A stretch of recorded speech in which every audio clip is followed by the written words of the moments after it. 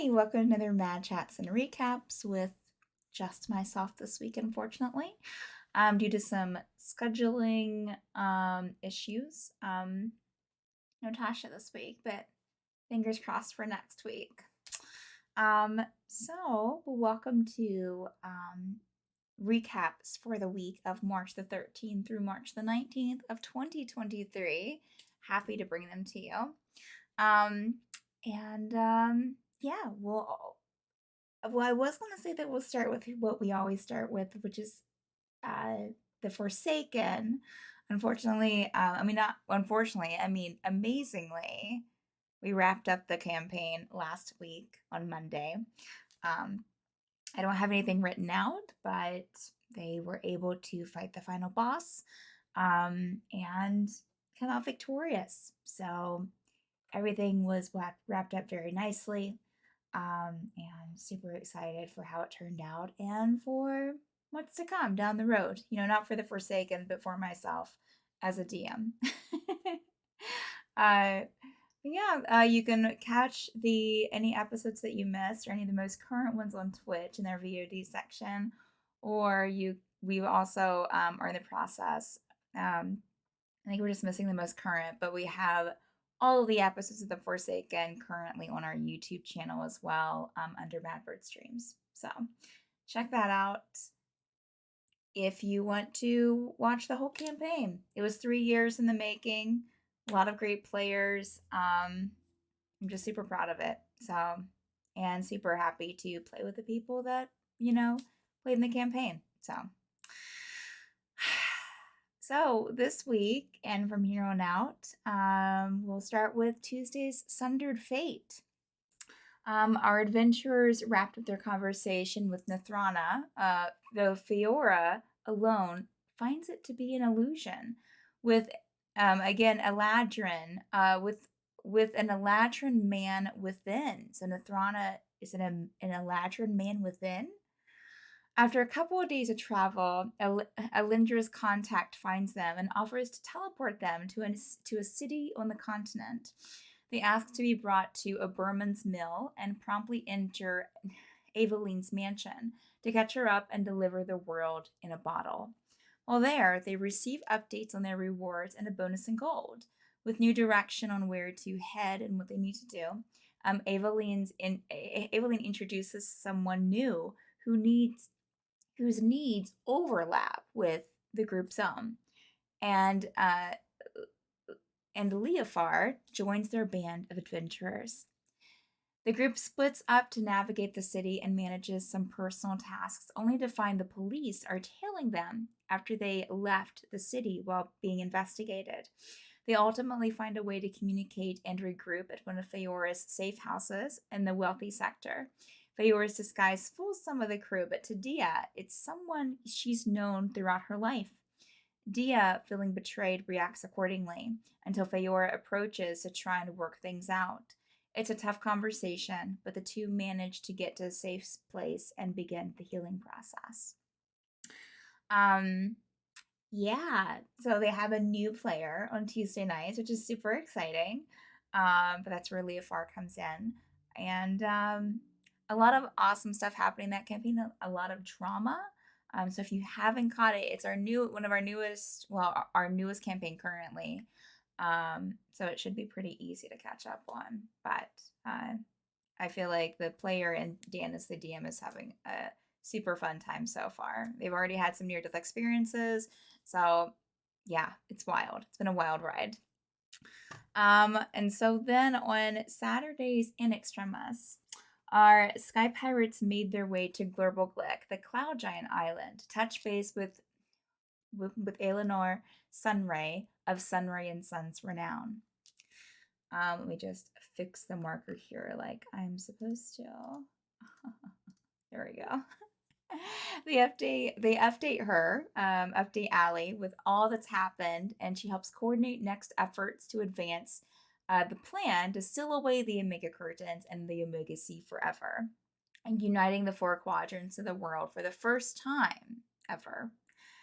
Elena and Sadie are added to the crew though Allie read some sense of danger in Sadie's withholding of information regarding her past, but after a private talk, felt the answers Sadie provided were more than adequate.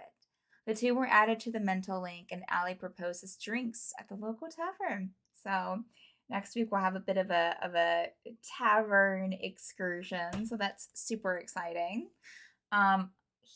What wasn't marked in there, because Dan writes up the summaries for his campaigns. What wasn't marked in there is the reveal at the end of the session that Sadie saw a tattoo on Ash's back, who's with the ship. Not one of the player characters, but he's one of the NPCs on the ship. Saw a tattoo on Ash's back, and she didn't know what it meant. So she was asking about having it done to herself. And in the meantime, asked the crew about it, specifically Zia, who was the one that recognized it as an Order of Specters tattoo. So there's been a long-standing, who was it? I forget who it was that revealed to us that we have a mole on the ship, right? Like our ship, the Tempest. And so yeah, so it could be Ash. I mean, it's really weird that Ash would have an Order of Specters tattoo, especially since I believe they were the ones that kidnapped Ash back, quite a while ago. So we'll see. We'll see. But yeah, it seems like Sadie and Alana are, finding their way on the crew, now part of the crew, and we'll see what happens next. So that's all we got for this week. I know that we have a new campaign that'll be starting on Friday nights that Dan will be DMing. That should start within the next 5 to 6 weeks, I think. I've already started the artwork on it, so I'm super excited about it and playing in it. And Tasha's playing in that one as well. But we also have the Penumbra Assembly that should be coming back sometime in May, hopefully, that I'll be DMing for season 2. So we have some things planned on the horizon. I'm super excited to bring those to you. Also, possibly an art program coming back. So there you go. You heard it here. I don't think that we have any birthdays this week, but if your birthday was this past week or is this upcoming week, happy birthday. So sorry we missed it. Hopefully it's a good time for you, or at least decent. And we're so glad to have all of you in the community. If check out our merch store over at madbirdstreams.com. That's our website. And yeah, super cool stuff coming up in the future. So stay tuned. All right, friends. I think that's all the announcements. Yeah. So we'll see you in Twitch. We'll see you in Discord. And I and hopefully Tasha will see you next time. All right. Bye.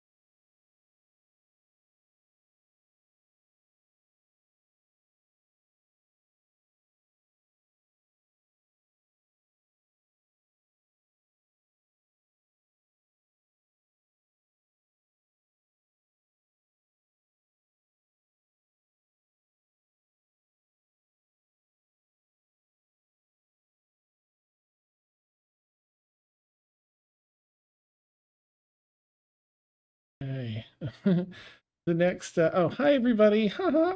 Nice to see you, chat, and delightful players, incredible players.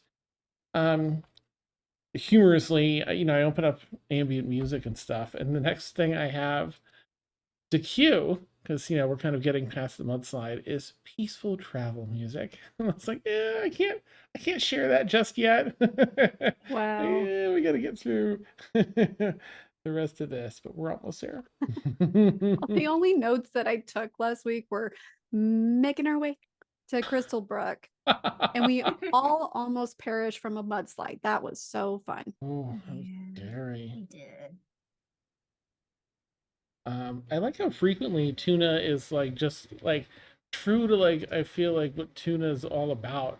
Save people, like swept over in a rope and kept Dia from falling, and like pulling Feyora and someone else and Leofar out of the mud. I'm telling you, the dice gods just love tuna. Not me. They don't love me. They just love tuna. Awesome. Hmm. Yeah, well, that's probably all right. We have name tags effectively set, and I am going to get us just sort of past this. Dia will be here. I mean, Serena will be here, and I'm pretty sure that Pam will be here tonight too. I think they're both just running a little bit late on me. But we'll get started without the peaceful travel ambiance for now. um, well, since last week wasn't recapped, I will say that we're travel is underway. Our amazing group of adventurers here really started, having a lot of experiences together, bonding, and they have sort of a unified, some unified goals now collectively. Leofar recently joined. They are traveling from Oberman's Mill down and around Mountain Range. I think it's Thunderfang Rise. And then they're going to loop around and up the other side, basically, to get to Sunhaven. It's 3.5 months of travel. They've traveled 2 weeks so far, and I guess you're about 2.5 weeks in, because it was 5 days you passed through a valley, and each day it started with a rainstorm, and then each day the water rose or puddles. The first day, second day about a half an inch of water, sort of pooling up in most places. And so it gradually built up until that, I think, third night, fourth day, it was like half a foot. And then that last day was woke up to like 3 feet of water, I think it was.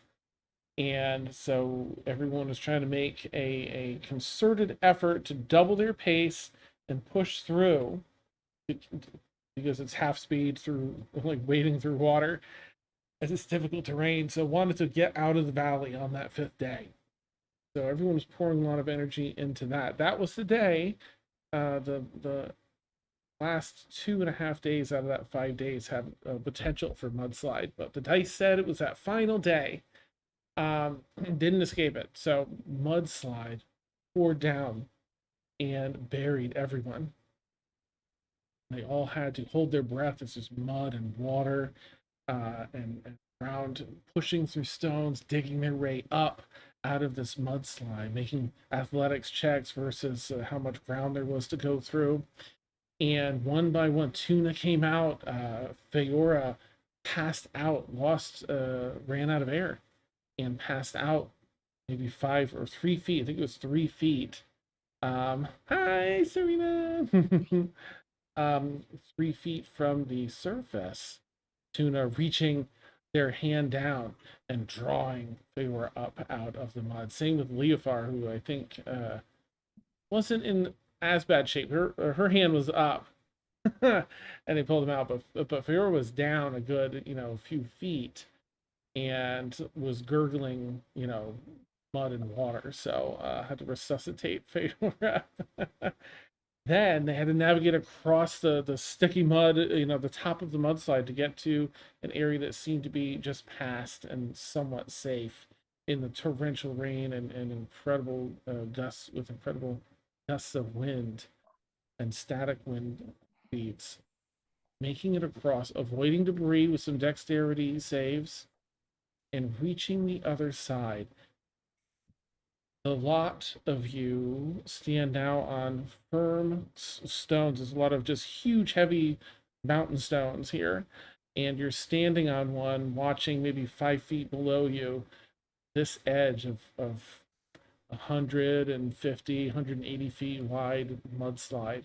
You're looking back across it, watching as it's still taking some trees down from the other side, and all the stone and ground and trees that it's just sloughing along with it. Um, Through this brutal rain that you've been saturated in for days. It's cold. It's early spring.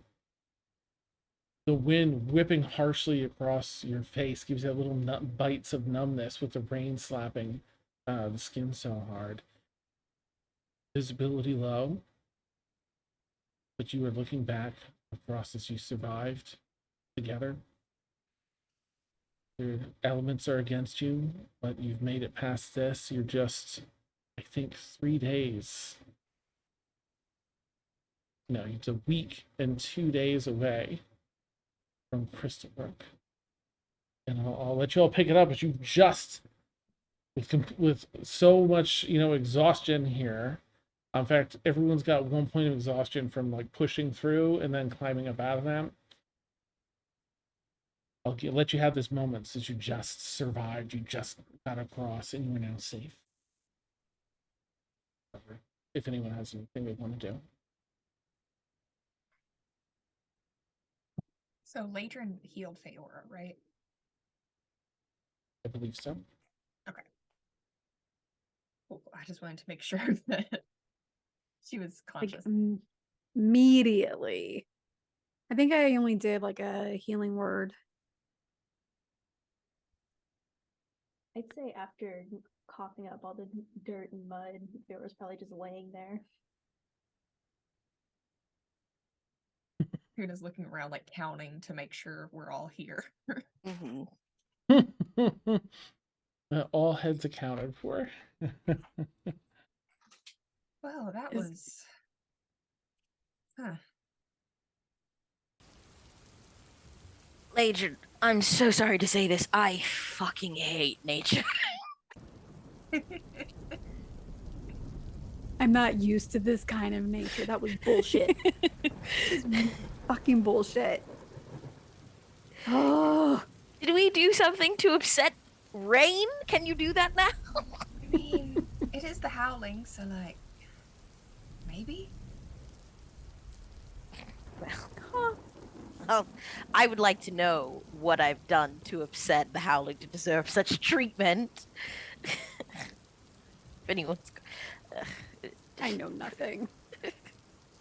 Bullshit was supposed to stop in the Feywild, not to follow us out here. That Fae energy is following us. Do y'all need some more healing? I can maybe. Yeah, I can help as well.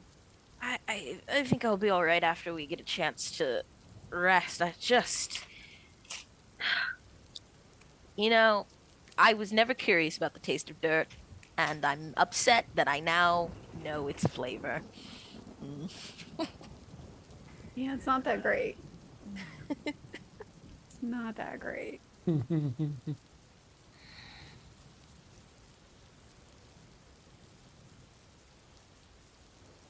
Okay. Put a nice thunderstorm ambiance in there to help set the mood for y'all. Yeah, after, a moment to just kind of recover, face the difficulties with some humor and laughter.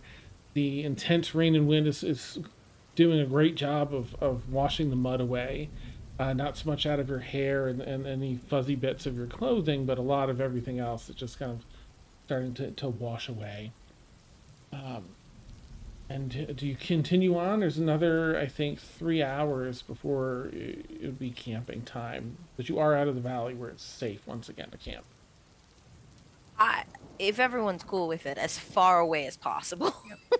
Absolutely. I can push for 3 more hours. If we're out of where the danger is, I'll bring the girls out. And, Okay. Feyora, you can ride the girls if you need to. I know you kind of took a bit of a hit there. She just kind of puts her arm up to be helped up off the ground. Girls will like kind of nudge underneath you and just kind of basically just nudge you onto their back. Perfect. And she's just kind of chill. And coughing up mud. Laedrin's on her broom. 'Cause- Ooh, interesting. How are you gonna fly? I'll tell you what. As you get on the broom, you levitate, and because the winds are so strong, it's Oh, pretty no, hard no. I was to- just only going to be. I was going to be on the ground floor. Like, Okay. lazy. It's a little tricky, but you're able to manage it. Okay. Yeah. Yeah. Okay, I think I'm done multitasking. Thank you for your patience. Well. All right.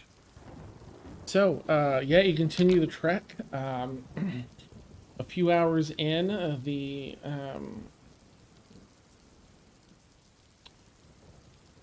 rain lets up a little bit here. There's still, on this side, you've reached kind of a new elevation on because you're up out of the valley. So there isn't any flooding here, but there are, a number of larger puddles and such. But the rain begins to let up, and you find a pretty good spot off the side of the road to set up camp-ish. Okay. You do the usual,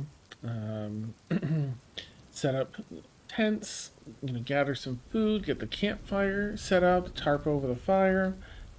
Is there anything any of y'all would like to do this evening? While camping or anything. Did my flowers survive? Your flower survived. Oh, thank God. Yay! Yay.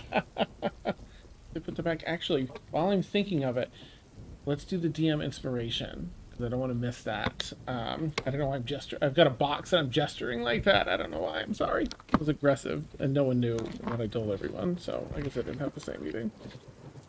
Anyway, so I'll roll a d20, and of course you all do the same. We'll see who gets closest. Laedrin, Tasha, what'd you get? 5. Okay. Lil? Got a 12. Okay. Carly? 6. Okay. That Price of Right action then. And Serena? Also a 6. Oh. Okay. And Pam's not here yet, so that's just gonna be excluded for tonight. It's I got a 2, and I think that's Tasha with a 5. Did you have a 5? Hey, Yeah. you've got the inspiration tonight. Okay. Okay. Ooh. Okay. And I'm so sorry. Was there any roleplay, or do you want me to just kind of advance us on our travel? I would just take Scully out briefly to feed him, but probably put him back in the bag until I feel like we're safely out of the storm. Okay. All right. Anyone taking any watch or anything tonight, or Yeah. okay? Who would like first watch? Laedrin. Okay. Second. Sure. I can do the second. Okay. So Tuna third. Okay. Is okay. Yep. That's just our. Nice. It's just how we go at this point. Nice. I'll just start asking anyone want a different watch. Laedrin, go ahead and make a perception check if you would.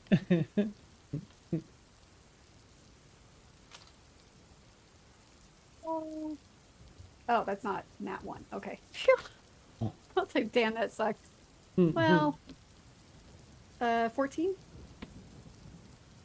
Okay. 14. Yeah, it seems to go pretty well. Let's see, first watch. Cool. Yeah. The rain is picked back up a little bit, but nothing, it's a heavy rain, but the winds that had died out on the last 3 hours of journey You pick up a little bit, but nothing too major. So, and really no sign of critters or creatures. The storm has seemed to scare most off. Good. I'll let you go ahead and wake up Feyora. Okay.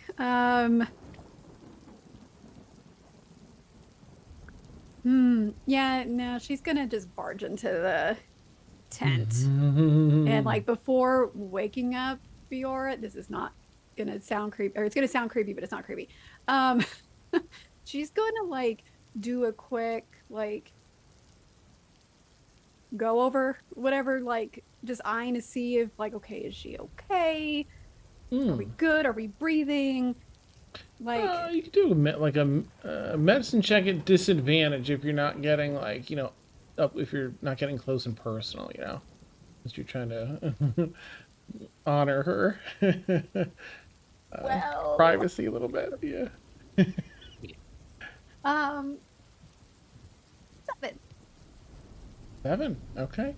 I mean, she seems to be. What's your health at, though, Feyora? It was at 7, but I've gotten a long rest, and I should be fine. Oh, okay. Yeah, you see, there's patches of dirt mixed with like blood that you can tell where she was hurt, but you can also see, I mean, in some areas that it's healed up underneath. It's just the remnants of the wounds that were there before she rested up. Okay. She'll kneel down behind her and like grab her shoulder and just like not aggressively, but like shake. You're awake. Oh, It's your my turn. turn. Are you okay? Yeah. I mean, drowning in mud's not fun, but I didn't. Okay, cool. Okay, bye. I'm gonna go. I'm tired. Cool. Yep. Okay. All right. Go to bed. Feyora, go ahead and make perception. Perception check, please.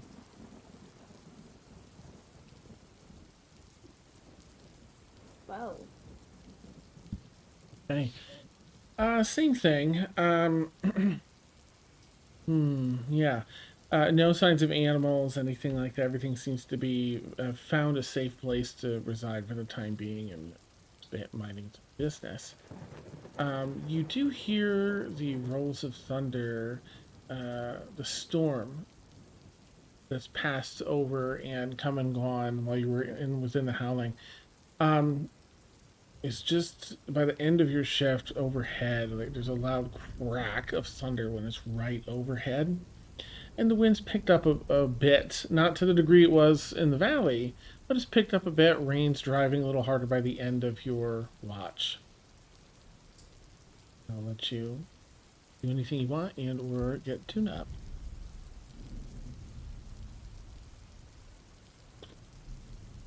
up. She's just gonna walk over to Tuna's tent and just kind of poke him. Yep, got it. I'm getting used to this at this point. Yay! I think the storm's getting worse. Not yay. Yeah. Okay. Well. Great, love that. I will head outside. It's kind of... Can I tell anything about the storm? Do I know, like... I don't know, this is kind of my wheelhouse. Not the howling, but like storms I know a little bit about. Yeah, I'll let you make either a nature check or a survival check. Okay, I'm gonna go survival. My nature is abysmal. It's a 6. 6, okay. I mean, the DC isn't super high as far as storms go, because again, you, especially given your backstory. Yeah, I mean, you know that this portion of the thunderstorm within the howling, is it's a huge column taking up, however many miles, seems to have rotated around overhead. But you can see you're even further away from the howling. Um, there isn't a ton of light, but when the lightning cracks, you can almost see the edge of the column. You've gotten further away, so it's not. So it's not following us. Okay. Yeah. Mm-hmm. Cool. That's what I was trying to make sure. I'll tell Feyora, well, it doesn't look like it's following us at least. But Oh, perfect. I guess we'll just have to deal with it. I don't mind rain as long as it's not trying to kill me. Yeah.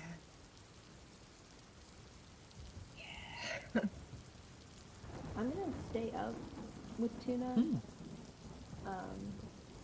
and I'll just help them with their shift. Okay. Right, go ahead and roll perception tuna with advantage. Cool. Can I also kind of... Sorry, my dog is like right next to my microphone making noises. I haven't heard them at all. Yeah. Can I also, while I'm keeping watch, just kind of meditate with my shield a bit? Oh. I know that would probably take some of the focus off the watch, but if I have Feyora helping me, then I might let my guard down a little bit more. Okay. Absolutely. Okay. Absolutely. Let's see if I can figure out. So would that get rid of my advantage if I'm doing that, or? I think that between the two of you can keep advantage. Okay. Mm-hmm. Well, that's a 23. Oh, nice. Same thing. You're in the heat of this particular portion of this particular thunderstorm within the howling. But you can't possibly get any more uncomfortable in the rain and cold and wind. Neither can animals, so they're all staying at bay. You do take a little time to sort of meditate on the shield. You think of the past. In fact, make it just a wisdom check for me, if you would. Good boy. I just want to see Well, it where was your mind almost- goes with. Mhm. It was Oh, almost a lot better. It was a 12. nice. um, yeah, you're sort of thinking, on the shield and what you've experienced with the girls, saying, "Oh no, yeah, we talk. It talks to me. They're my friend." And you kind of reflect on the shield. You reflect back across your history with the shield. But as you navigate that space, you do find, not quite on loop, but you find that your mind sticks with when you first, that time period of when you got the shield, the events around it, when you got the shield, and up to that point, almost to the point when you left to go later to go adventuring. You got your teachings and were ready to head out and begin adventuring with sort of this new outlook. And it's just sort of that time frame, really, really reflecting on the bond that of how you received it, and then that new motivation to do different, to do something new, and how you and the shield kind of share that bond to protect people. Just gonna make a little roll here. Okay. Yeah. That's sort of what you have for tonight. All right. At the very edges of your mind, with this roll, you swear, like, at one point you feel like you hear a whisper and you look over Feyora's like entirely elsewhere. It wasn't her. And other times you turn and say something to Feyora, except Feyora's not there, but you were sure someone was just standing there. That sort of energy throughout the night with the roll on my side. Okay, but that's it for tonight. Terrifying.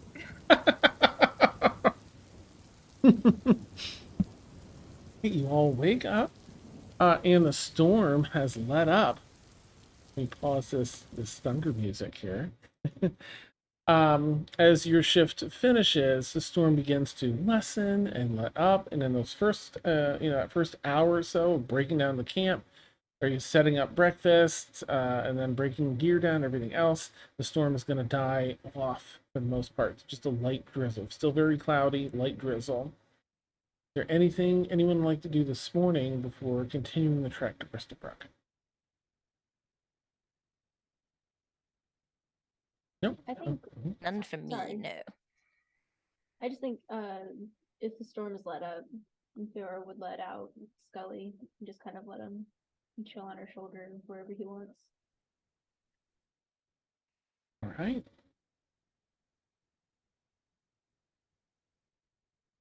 Let's see. Okay, so you're all able to pack up and hit the road. Exhaustion point wiped away because you all got a good long rest. So make sure you mark that too, since we had some hit point losses in the mudslide. Long rest for everyone.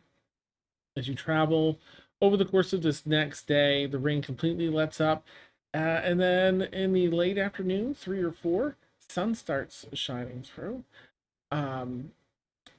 And it's strange because there's just little peaks of sun here and there over like an hour or two. And then within a minute or so, it goes from, mostly cloudy to perfectly sunny. And the howling is entirely gone. A huge column gone within a minute. But now you've got sunny weather, maybe dry clothes on the horizon. And you continue through. In fact, the rest of your trip, at least up to Crystalbrooke, is pretty uneventful. So I'll just check in. It's the next week of travel, week and 1 day to Crystalbrooke. Anyone have anything they want to do before arriving at civilization for a little break? Okay. Nothing that comes to mind. I'm ready to see some. I'm ready to see some towns and roofs and Nice. streets. Still like tending my flowers every day, but for the most part, just Nice. they're So you- relevant. I swear, I don't just keep bringing them up for no reason. That's amazing. They've actually done quite a good job. They seem to be pretty fast developing flowers. Plenty of sun. They had plenty of water, and they're almost because I think you picked it when it hadn't bloomed yet. The petals were there but closed. And today, as you're going to reach Crystalbrooke, it's the first day they've just started to creep open a little bit. Those petals. So well done caring for them. I'm sorry, go ahead, Feyora. Sorry, I just wanted to add before we moved on, that Feyora would have continued her practicing almost more diligently the closer and closer that they get to Crystalbrooke, instead of just like before going to sleep. She do it before she goes to sleep, and then after her watch. Is this practicing like the strikes on that? The martial arts strikes? Okay, nice. Every night a little more nervous, so nervous. Beautiful. Okay. And with almost a sixth sense, Dia, you're the first one to spot the city of Crystal Forge in the distance, maybe 45 minutes away now. And that's, Dia's, civilization. It's the first day I actually ever woke up early. It was knowing that the city was in the distance. Beautiful. Why is everyone sleeping in? Let's go. Nice. Perfect. So you spot it. You know it's there. You see it over the horizon. 45 minutes away. There's even a cart. A couple people driving a cart that kind of go in the opposite direction. Oh, good afternoon. They give you a hello, and you make your way up to Crystalbrooke. That's sort of a medium to large size town. Probably a large town. has a lot of farms sprawled out around the outer perimeter of the town. But within, I guess it's probably more of a small city because it has a good deal of commerce here.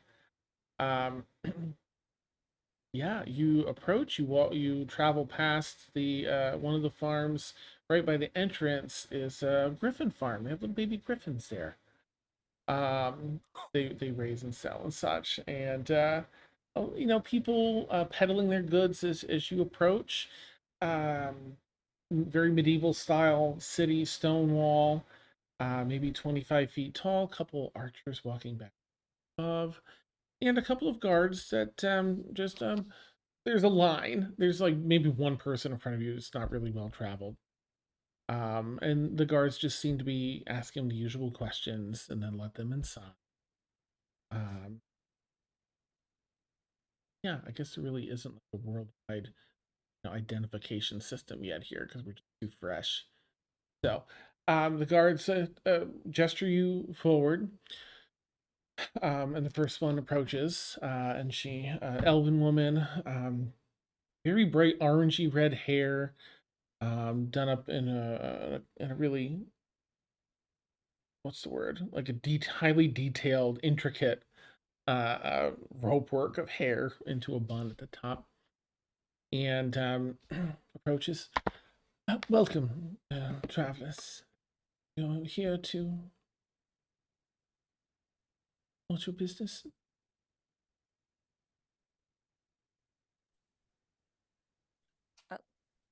Mm-hmm.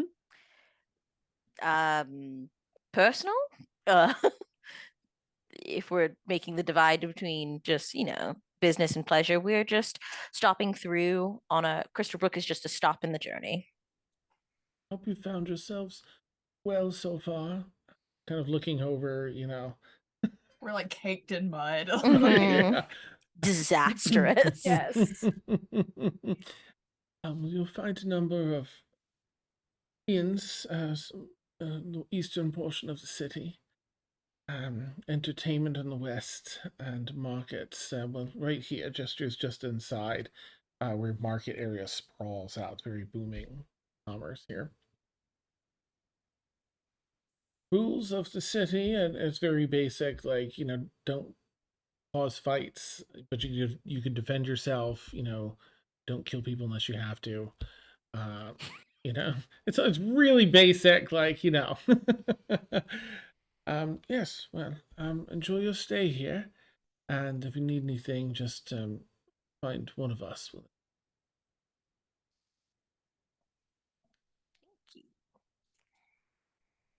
Yay. You'll navigate inside to the sounds of a city. How exciting! Uh,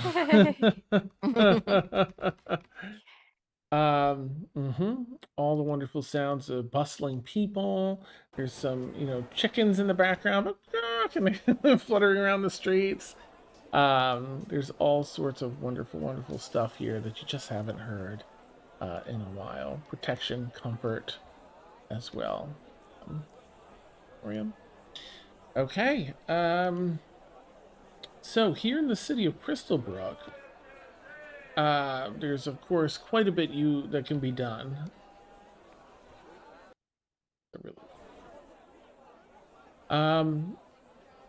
There's taverns to rest in. There's inns to rest in, taverns to relax in. And as I mentioned a little bit off stream, there are quite a few shops here if you're looking to resupply or just get your window shopping fix. And Dan, Yes. is this also where the lake was that we had to investigate the? Hold on. Oh god.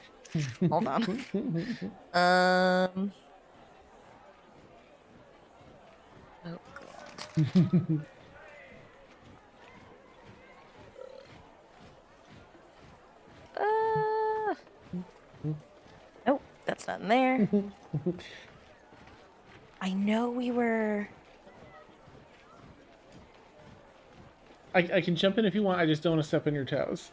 If you Okay. So there was a personal chest that was that Evelyn's contact was, because that was the one that was going to lead us past Crest Forge, but we have to find their chest that they dumped here. I just don't have anywhere that if it was here in Crystalbrooke or if it was in Sunhaven. It is in Fairy Lake and Sunhaven. Okay. So I'm just gonna go ahead and edit But this. here is Mirror Lake. That you can see, of course, from just about any point. The city kind of sits above the lake, and aren't outside of like the main guarded areas. The walls aren't too high, and it's a lake that's positioned just right topographically to really not catch much wind ever, and so it has like a very still waters, and you can see a beautiful reflection of nature mirrored in this lake. Okay. There's a bunch of tales that I think anyone that's come through here has heard, and maybe outside of that, of some sort of magic that the lake holds. Other sort of urban legends, like don't look in the lake because if you do, your reflection will pull you in, that kind of thing. Stuff like that. They decided, let's build a town near this. Nice. Great. Love it. Awesome. Living on the dangerous side. It's a real tourist trap. Yeah. Well, there's other positive things, like you throw a copper in, and if it breaks your reflection, you can make a wish, but sometimes it's supposedly so still that it doesn't ruffle your reflection, and things like that. It's just fun stuff around it. Just a lot of tales. Okay, what would y'all like to do here? You're here in the city. Where would you like to head first? Bath. I was literally gonna say I want a bath. Nice. I'm okay with, being out in the woods for like 6 months, but there's something about a mud bath that was not very appealing to me at all. Like a mud bath on my own accord. I would like to, yes, agreed. A mud bath only makes sense when you pay exorbitant amounts of money. Right. I'm never paying money to have that done again. Oh, I think amazing. there's one thing Lost that my they're shoe. just like, that's the one time and it's done. Mm-mm, But I think I feel gross. And I don't like feeling gross after nature had its way with me. No. Okay, yeah. Well, there's a public a public bath, or you can of course get stop at an inn, and they'll have usually private baths, but you can gotta take turns. It's not in the bedroom unless you go to a really nice establishment that has a bath in each room. Are you looking for more of like that public bathhouse where it's it's just a straight up public bathhouse. You get to choose which bath you sit in, but it's public.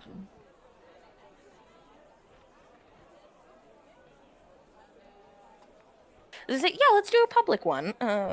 Get to see some of the tourists. Get to be a part of the tourist attractions, Crystalbrooke. I will also Be the let. tourist. Well, I'm not from here. I'm not from here either, but I have been through here. Hmm. Would I know of any better public baths around? In the city? Yes, because I've been here before.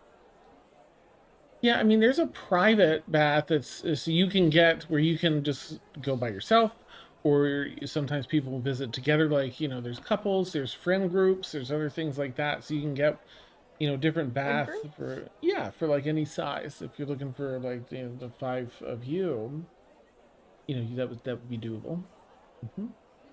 But it costs money though. It's like, gosh, private bathhouse for 5. It's like 2 gold. Expensive to a commoner, but maybe not so much adventurers. I'm spending the money for I'll do it. I'll spend Get the some money. nice essential oils. Get one of those places Yeah. that has fruit that bobs in the water. Oh, yes. Oh my god, we can cook in like a hot tub with cucumbers in it. Mm. Okay. Well, you That's go. luxurious. Nice. All right. Well, you head over to this local spa. It's called Tea, Brie, and Me. And they serve, snacks and treats and tea, of course. They use a lot of tea leaves and different leaves used in a style. Some in baths, other in like treatments and such that you can have while you relax.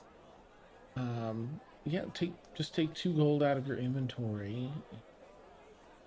Is it Whoever wants 2 to pay. each? No, it's 2 collectively.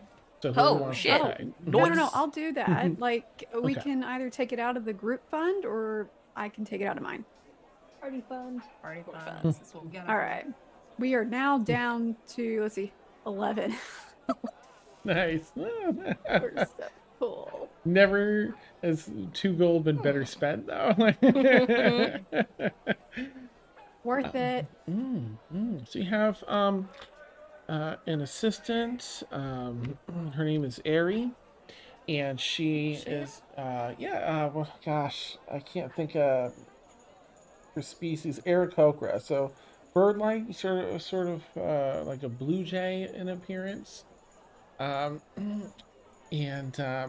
but humanoid. Wings are attached to sort of like the humanoid hands and arms. Spins and pivots her head a bit. There's humanoid features attributed to the face, so it's not strictly a bird's head that you're speaking with. There's lips, but sort of a beak that covers that. Hello, and welcome. I'll be serving you today. A room is set back here. There's a changing room just off that. The towels and the bath buckets filled for each of you with everything you need. If there's any additional treatments you wish for, please let me know. Can we fill the bath with anything for you? Lavender or any of our tea leaf blends? Tea leaf. Well, she's the We can do- expert by all means. Take the lead, Laedrin. Oh, all right. It's just so soothing. But can you add a little bit of lavender in that so it's like a really beautiful, like tea lavender herbal blend? Of course. Yes, I'll see that that's done. You have 5 hours in here, so relax. Beside the changing room is a sauna in case you're looking to just sweat some of whatever ails you out. But be careful going back and forth from that and of course the bath. What temperature would you like? A hot bath or would you like it?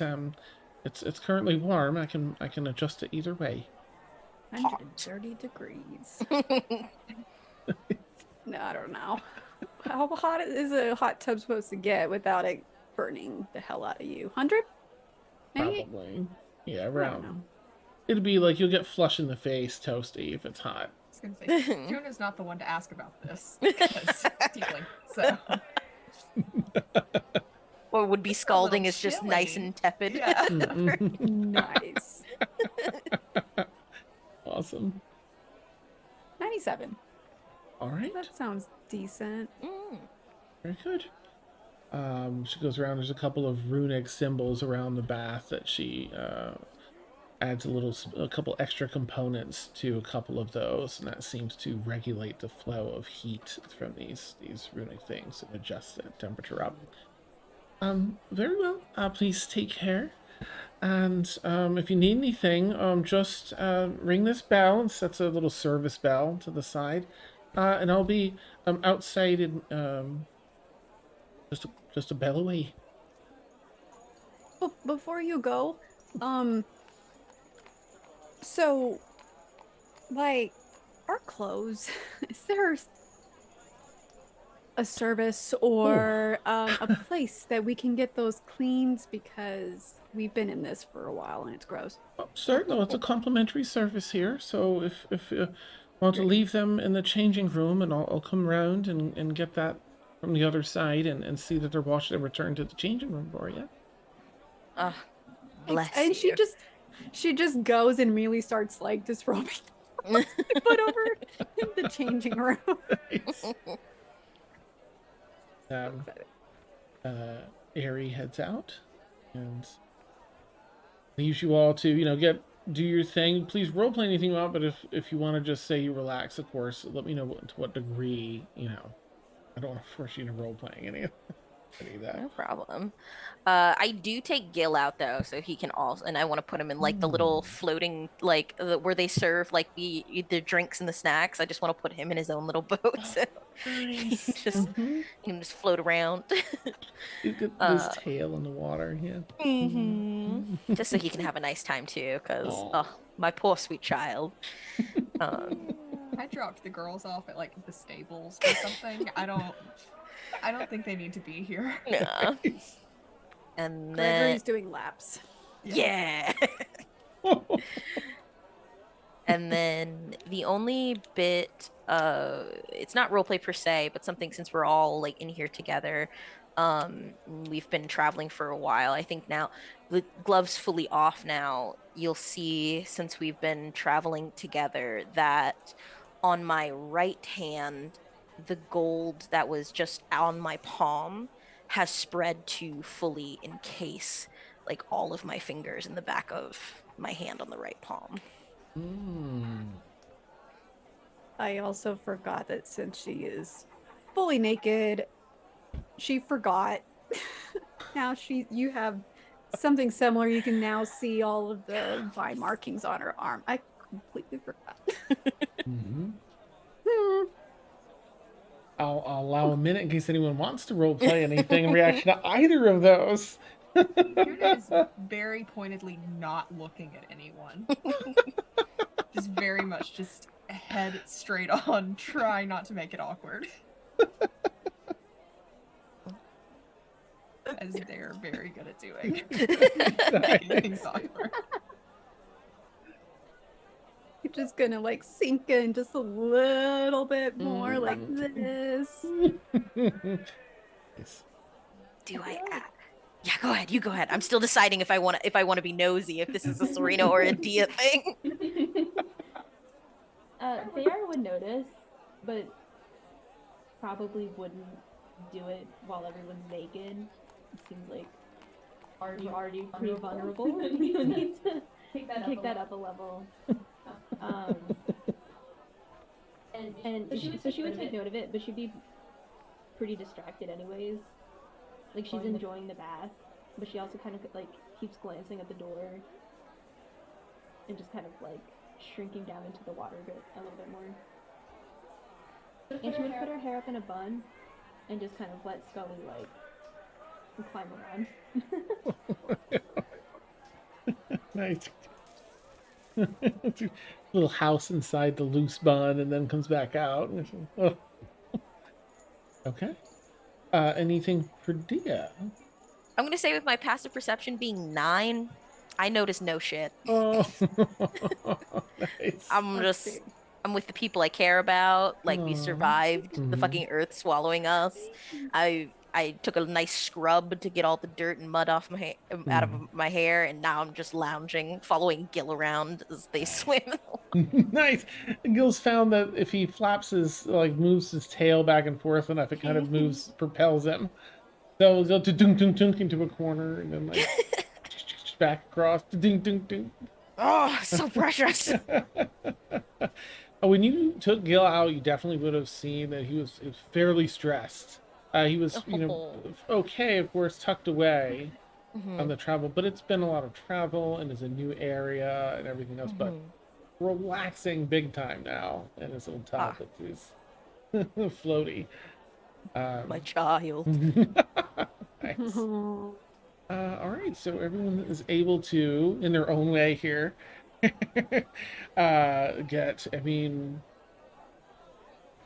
just really comfortable, relaxed. You can each add 5 temporary hit points that are going to just persist until they're eaten up.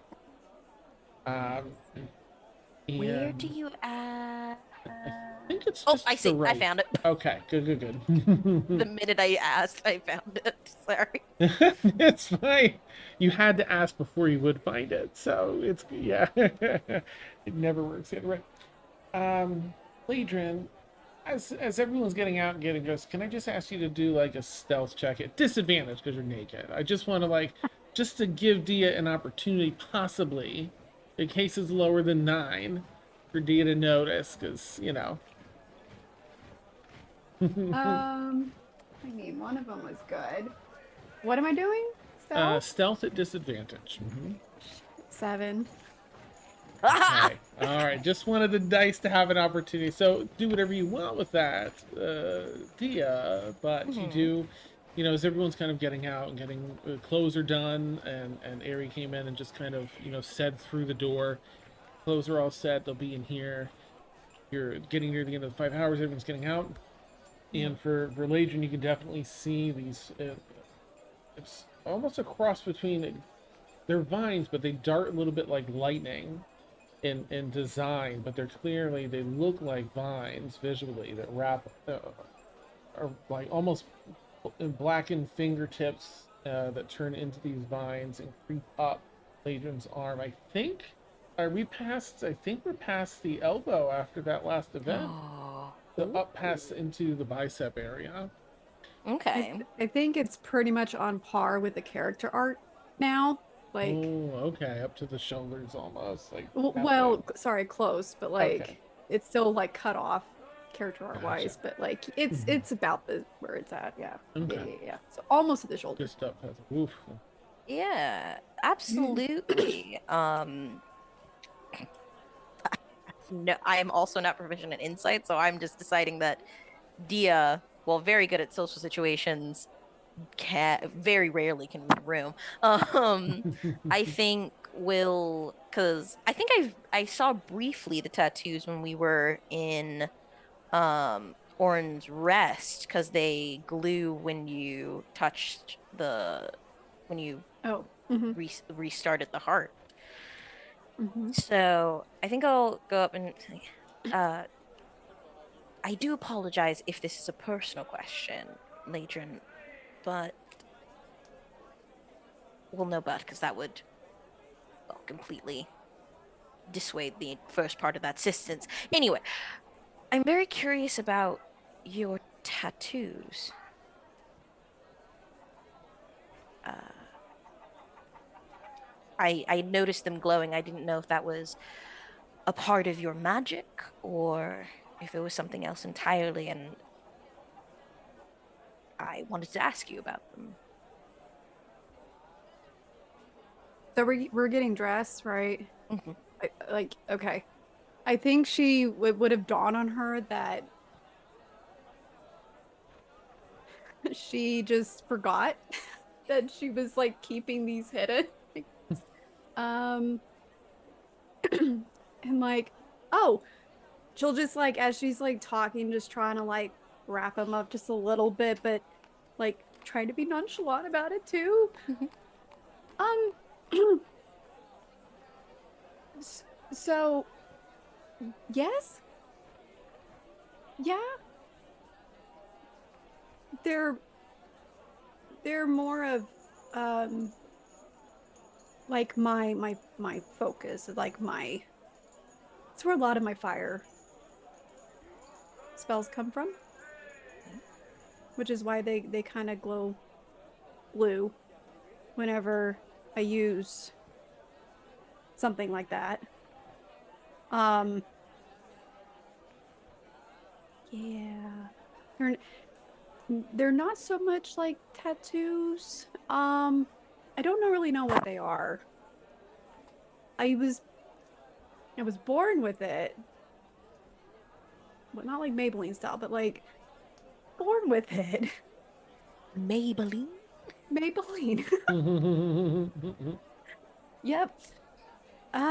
And they've just progressively started to get higher and higher, and they just recently grew again after I think it was yeah, at Orin's rest, it kind of went. So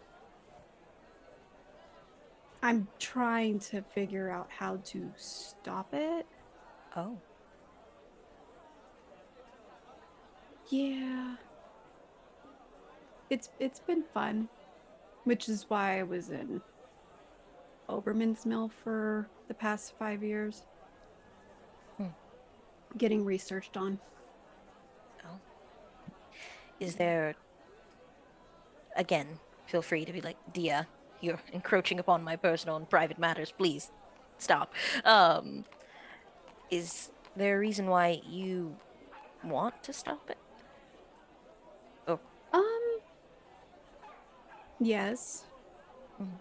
Um, I'm not sure, but I'm afraid something even worse than before I met all of y'all would happen if they kept growing. Or I lose all control of myself, if that makes sense.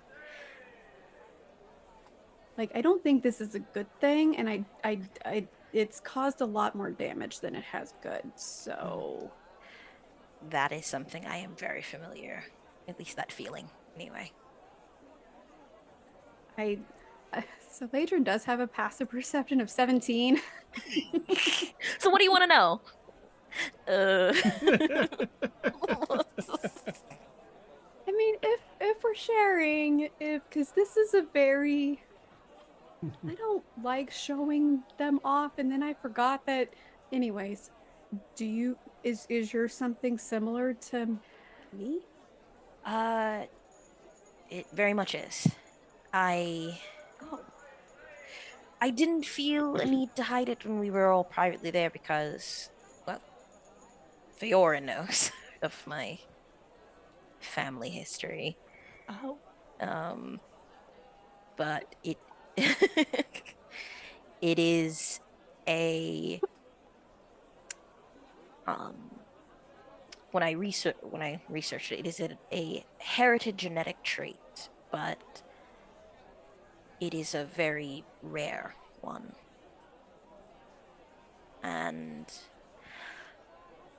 I was not I as far as I was aware, whatever materialized it, that was the amount that it was, but mine seems to be increasing in volume. I also don't know the reason, but I am also looking to find out why. so were you born with it too? I was. Hmm. Hmm. Same with my eyes and how they have no pupils, but that's easierly explained away with people getting a number of magical effects cosmetically um, than part of your skin being gold. It's also why sometimes I can stop swords from cutting into me. It's been useful. That's kind of badass. Wow. It's a skill I never thought I would have to learn, but people do not like being robbed. I mean, mm-hmm, mm-hmm. I can see that. Um, wow. So does where is it just on is it just on Dee's hand? Or is it There are like in you see in the corner, yeah, you can see in the corner of the eyes what would be like smile lines are actually like cracked skin that has the gold underneath it. oh, okay. Kind of like that fresh like when you're getting like a that when that chemical peel is now ready to reset, so the skin's peeling a little bit. Um but underneath it is the gold. You have the freckles Okay. too? Mm-hmm. That's right. That's right. Hmm. Well, that's interesting. Huh. See, I had these markings for a long time. And then I figured out I can do fire stuff with it. Hence, and then Gregory made himself known. So that's how that happened. And then I could do more fire stuff. So I didn't always have it, and I don't know why. But this is very interesting. Okay.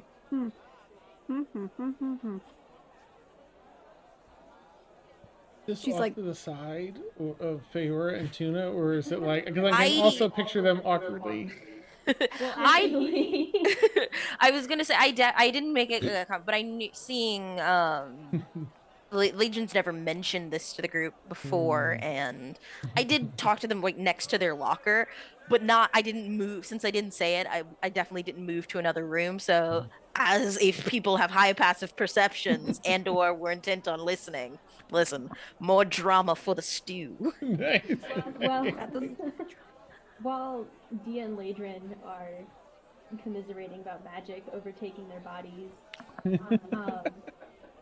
Tuna and Feyora are playing that game where you hold each other's hand and slap the shit out of them. Yeah. Nice. So in the background you of guys- this like a heart to heart, there's just damn it. You hear that? Smack. Oh, that hurt. That's amazing. Just trying to keep ourselves busy so it doesn't seem like we're being creepy and eavesdropping on this. Oh We're man. definitely I not mean, we're far away totally for it listening. to not be weird. Yeah, no, we're listening the whole time. We're just trying to not be weird about it. That's Play a amazing. game of slaps to hide or eavesdropping. Ooh. I love it. We haven't Perfect. even Oh, fully that's dressed when all amazing. that happens. Like we're in our underwear. We're like, shit, we gotta do something. Yeah. Pretend you're not listening. Pretend we're doing something. This is me every time I go to a restaurant and I'm like just doing this, like, I literally said in the chat, it's that stance you take at restaurants when you're listening to the table near you, where you're both just looking at each other, pretending to talk, but you have like your head tilted to the side a little bit. Like, my favorite game to play. Yes, get that good reception. Yeah, that. I do it all the Oh, time. That's amazing. I love that. Oh, you all are so funny. I'll add a note, Dia, because we live in a world that doesn't necessarily have. I mean, there are mirrors, right? But they're not everywhere. Medieval, so wealthier place of mirrors. There's only you can look down, you can look at yourself too, but there's only so many frequent. It's only so frequent that you get to take a bath and things like that.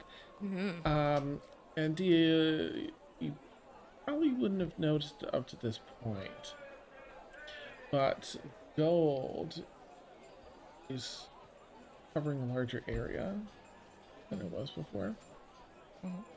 Some more of that, here has started to spread down. And from the hands, you're seeing little, almost like splotches appearing on the top of your forearms.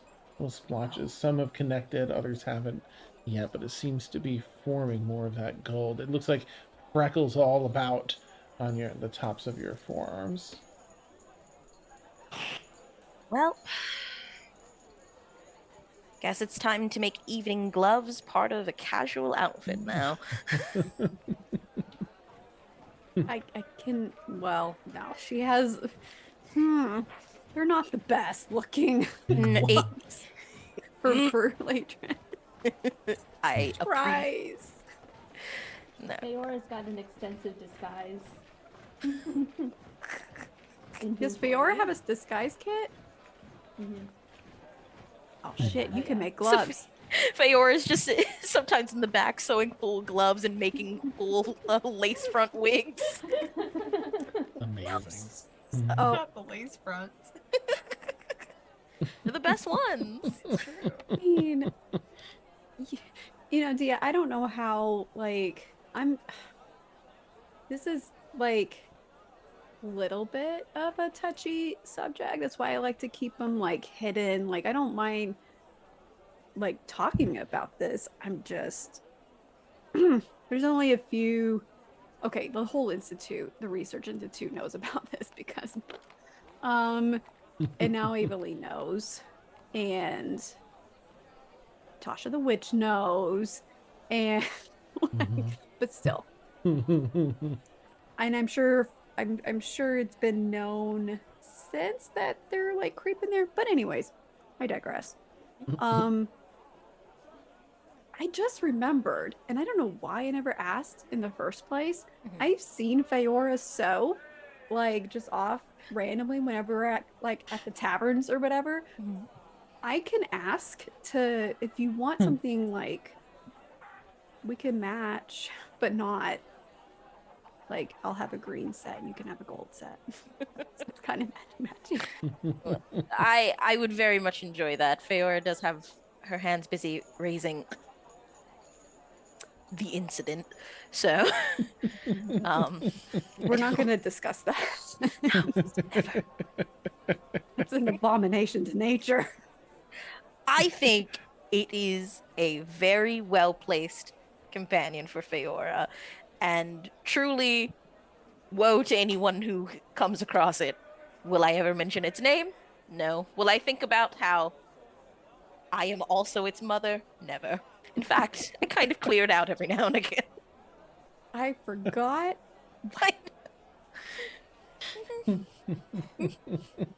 Okay. Nope.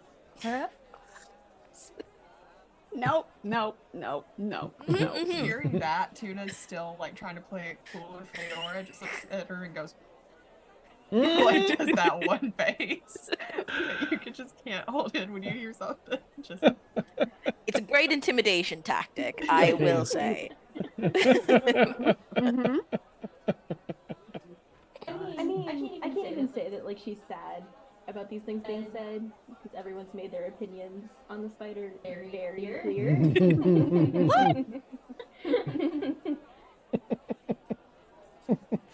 Oh, I can't believe you had to bite Tuna. That's so funny. I feel bad. Yeah. I'm so sorry. No, it's a fantastic pet, and it looks so good with your rogue stats. Thank you. It'll just Let's go for take you. Yeah, it'll just take one of those Pokemon events where like a fireball's heading toward them for me to like jump in front of it and that kind of thing. But until then, not ready. Not there. Be careful what you wish for. Nice. Anything's possible. It's out there. we love it for you, like Tasha said. Like, Yes. so Good for perfect you. for you. Oh, I love But as a that. druid, that is an abomination. And I have mixed feelings about it. Nice. As I've never seen a spider with a trying switch. to train him Mm. so he doesn't bite you. That was so funny. Just like bite in between. Mm-hmm. Mm-hmm. Wow. All right. Another of hands being slapped echoes through the the locker What the hell room. are they doing? All right. Where I don't know if Laedrin's back is turned to them, or if Laedrin can see both Feyora Well, and you're probably a Tuna. little to the side, like maybe looking partly away, with their head turned away. It's it's a relatively small locker space. It's a private one, so. With my passive perception, Mm-hmm. would I know what Feyora is trying to do? Like, I'm not sure about Tuna. Even in your periphery, yeah, you can see the hands slapping. That okay. I was like, I figured I can just imagine Feyora and Laedrin doing like something similar in a tavern. Like, Laedrin loves people watching, but I don't know if Tuna was up for that as well. It's cool. Nice. Okay. I'll just keep that to myself. Okay. Maybe we should Laedrin will look at Dia again. Like maybe we can chat about this more later. I'm gonna go convince Feyora to make us some gloves. And blame it on the mudslide. Mm-hmm. Yeah, that's what I'm gonna do. All right, Okay. excellent. All right, cool. Laedrin goes over to Feyora, like, just slowly, and like, if they're still doing the hand slapping, like, Laedrin wants to slap Feora's hand. Ow! And when They don't hurt enough already. You're super red. Tuna's very strong. that's not my fault. That one was. Well, it's fine. No, I'm sorry. I'm so sorry. I'm so sorry. Feyora, can I ask, like, the biggest of favors, and I'll pay You for just came up fabric. to me and slapped the shit out of my hands, and now you want to ask Yes. for a favor? Yes, this is who she is. They just need to kind of back away a little bit, like remove themselves from the situation. You need a solo game now. I mean, okay, here, try. You can do it. You can do it with me while I talk to you about this. No, it's fine. Okay, whatever. My resistance for it has drastically decreased. So sorry. So sorry. Never mind. I was like, I'm gonna grab your hand and go there, and I'm not gonna do that. But I realized that even though, like, our clothes are clean and whatnot, my bandages are not covering enough of my situation, and I was wondering if you had, and I'll pay for fabric, if you can make Dia and me some, like, pretty gloves. Well, Do you have any styles in particular that you want? Do you just want to, like, just cover everything? it's gonna look like, what do I want? Fingerless? No. Like, think of, like, the elegant, like, I don't want the silky, but like the elegant style that goes all the way up to, like, here, like ballroom style, except it's like functional in the woods and Okay. green. Needs to match your aesthetic. If you asked anyone else, they might have trouble with that. But you've asked the master. I can show you my Pinterest board because it's a really good idea. That's great. Nice. Like, Dan. I thought I was in trouble for a minute. Man. No. People call my name like. Dan. Yeah. Yes. Stop me if not, but just considering Feyor's extensive wardrobe, is it possible I would have anything they're looking for just offhand? If not, I have methods. Probably, given the very unusual nature of this, you probably wouldn't have it offhand, but given your magical skill set of this and everything you have in your little tucked away, thing for all that stuff, you could definitely craft something for him. That much you do. Okay.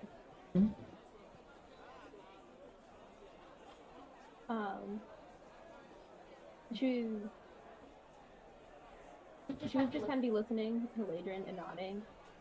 I mean, like, I think I have some stuff. I could work it up.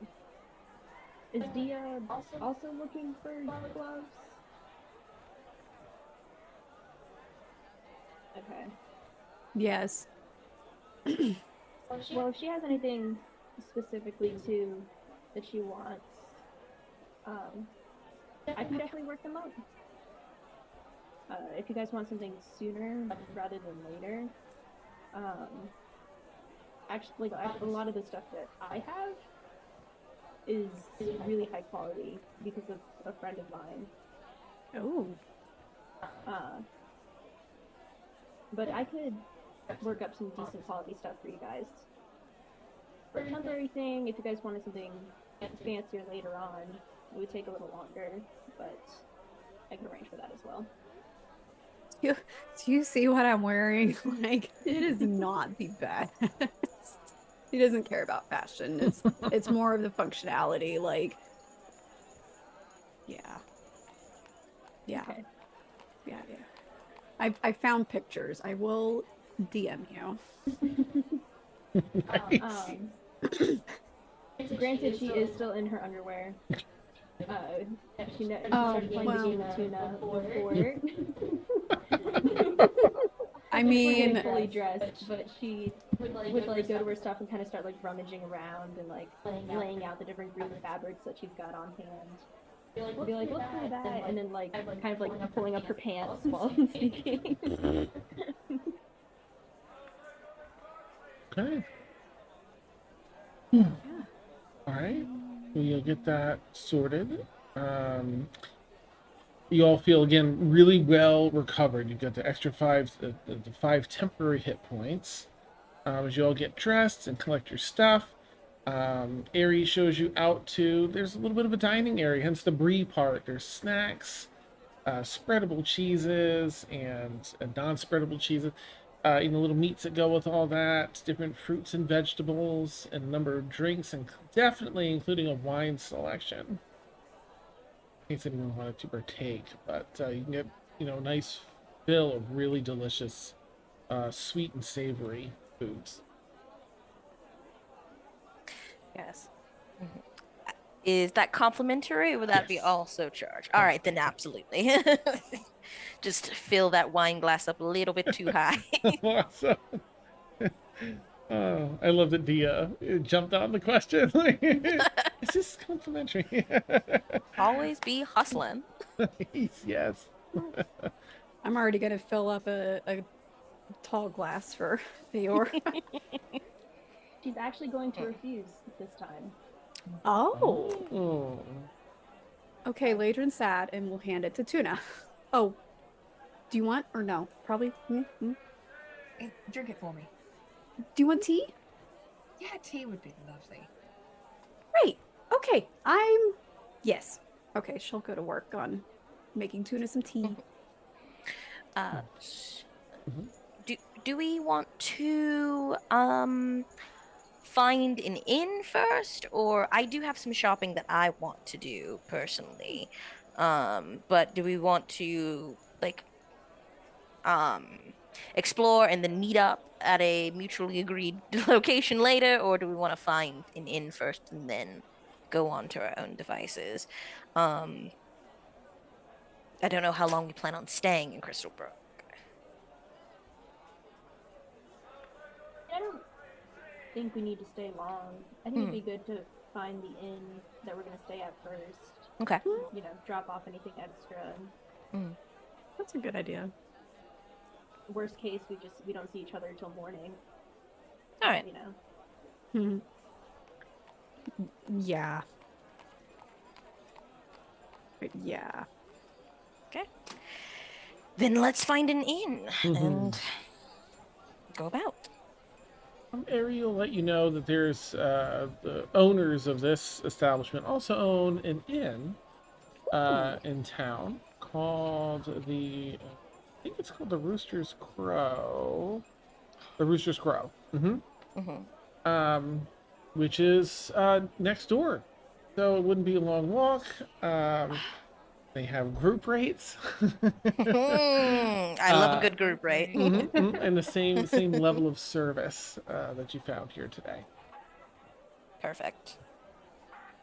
Well, see, that's where you lost me, because the service. I'm just kidding. That is amazing. Feyora. Nice. Let's see. I need to write this down. It's March 24th is today's date. It's a Saturday, for what it's worth in the game. I'm just updating my document here in case that matters. 24th. There is a calendar pin in case anyone wants to, you know, follow along. Don't feel like you need to at all. It is worth. I'm just also going to add, I do love keeping a low profile, but I should mention that it does have the faces of the moon on there, just in case anything ever happens with Oh the fuck! I humanoid keep wolves. forgetting about that. I know, I don't like bringing it up because I like it to be forgotten, but I figured I should mention that. It's a half moon. It's a half moon tonight. A half moon in the sky. Let me mute myself.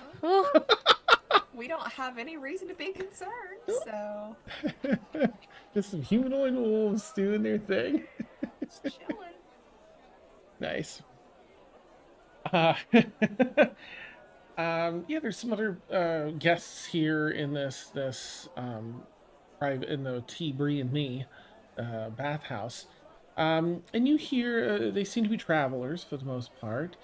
A few of them are talking about some of the local places to shop. You hear about a store called Misty's Mystical Menagerie. Misty's big on alliteration, apparently, which is just me. I don't know why I said apparently. And one of the other people she's talking to, you know, kind of talks about Renard's duty-free warehouse, where like, yeah, but you can get some really cheap buys over here. And then they talk about going to a place called Crystal's Finest Adventurers Boutique, which are in Crystalbrooke, so imagine it's a play on that. But they haven't shopped there yet. There's some other people excited to go down. It seems to be a big, an important thing to do. Most of the travelers are talking about the Mirror Lake, if they've been there yet, if they've done the coin toss. It seems to be a thing you just you have to do when you're here. You don't obviously have to do it, but that's what the travelers are saying. Any of you that have passed through here before, it's up to you if you'd ever checked out the lake. And I can tell you a little bit about it if you have. But there's a lot of like fun talk about the mirror. It seems to be the big attraction here, on that fun side of things. Yeah, are you all headed over to the Rooster's Crow for some? Yeah? Not a long walk. You go next door, and find your way into the Rooster's Crow. You get, you can get checked in. It's only, let's see, there's 5 of you. Are you looking to get everyone's separate rooms? I think it's 5 silver a night per person, because it's a moderately nice establishment. So comfortable beds, security, and safety. Or do you want to group up? Because it's a little cheaper if you group up into large rooms. They even have rooms that accommodate 5 people. And those are a gold and a half as opposed to 2.5 gold for independent rooms. Sleepover? I mean, we've That's- already seen each other naked. Mm-hmm. And terrible things happen when we're separated. So. Mm-hmm. It's true. It's true. Nice. Okay. I'm good with it. So 1 gold, 5 silver for whoever wants to, whether it's party funds or whoever wants to take that out. That covers the whole group for a 5-person room. It's actually on the 3rd floor, the top floor. There's only 4 of these rooms here in this particular building, and they're pretty spacious. It's not just you know, there's an area for all the beds. It's just a wide open room, but the floor tiling changes in the back corner for the beds, the bed area. Plenty of space between each, dressers for each. There's a number of like a little reading area with some bookshelves, bookcases and books. There's an area that looks out over the city that opens up like a sliding door into a little patio that overlooks the city, that overlooks the lake in the distance.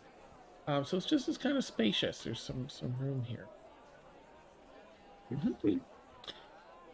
So you're all. Is there anything you want to do before going to bed tonight? It's maybe like 7:30 or so. Mm. Nothing that comes to mind for me. I'm probably do all my shopping tomorrow. Okay. So you'll all get another good night's rest and wake up very well rested. The beds are comfortable, not as comfy as that other place in the in the Feywild that had the very shitty windows, but delightful beds. But very comfortable. Solid sleep for everybody. And you wake up ready for the day. What would you like to do today? So I have a couple of things that I would like to buy. I don't think any of them require any role playing, but so I would like to find like full like cooking supplies slash utensils. So I have that tool set. And maybe buy like a nice like maybe like Lord of the Ring, like a little spice box. Just so I have those on me. I would also like to maybe find like a job board. So if there's anything, um, do you like RPG game style, we get a bunch of like quests in town, and then while we travel, if we complete those, we can maybe come back for money later. Gotcha. Um, and then I would like to look into getting some maybe bracers of defense. Okay. Take a look. We'll role play a little bit, maybe the magic item out. I will say the cook's utensils, you are definitely able to find okay, utensils. Now there's some really cheap ones. Expensive, cheap, but they're not that expensive. There's some, if you want ones that are gonna last forever, they're 2 gold pieces for cook's utensils. Happily pay that. Okay. I would rather not give everyone like tetanus. Yeah, what's this? It tastes weird. What was it? There was another mundane object or item. Just like travel spices, like that way I just have because I have no spices on my own, and I don't know if like the cooking supplies and utensils like come with it. Okay. Yeah, then you can get. Oh, come on. Let me just zoom in on this. There we go. Oh my goodness, they're all broken down. If you wanted to get a complete collection of spices, you can get individual ones if you want to get specific: cinnamon, coriander, cumin, garlic, so on. But if you just want to get my first time cooking like spice set. my little spice kit, yeah, my little spice day, yep. Then you're looking at, I think that's, well, 3 gold for Okay. covers a broad range of things. Mm-hmm. Okay. And then the other item was bracers of defense. Yeah. We'll take a look into one of those shops. Anyone else have anything they want to pick up while here? I don't Yes. have anything specific, but I'm always down for a little bit of browsing. So Anything for Laedrin? Yes. So I have an herbalism kit. I don't know if it's like a normal. Actually, does it tell you? If you have it in D&D Beyond and it says herbalism kit, then that's the good one. That's like the expensive one. Oh, okay. Then I shall continue perusing and let you know. Okay. All right.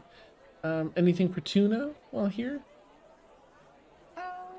No, I don't think so. I think I'll probably just join Feyora in browsing. Okay, nice.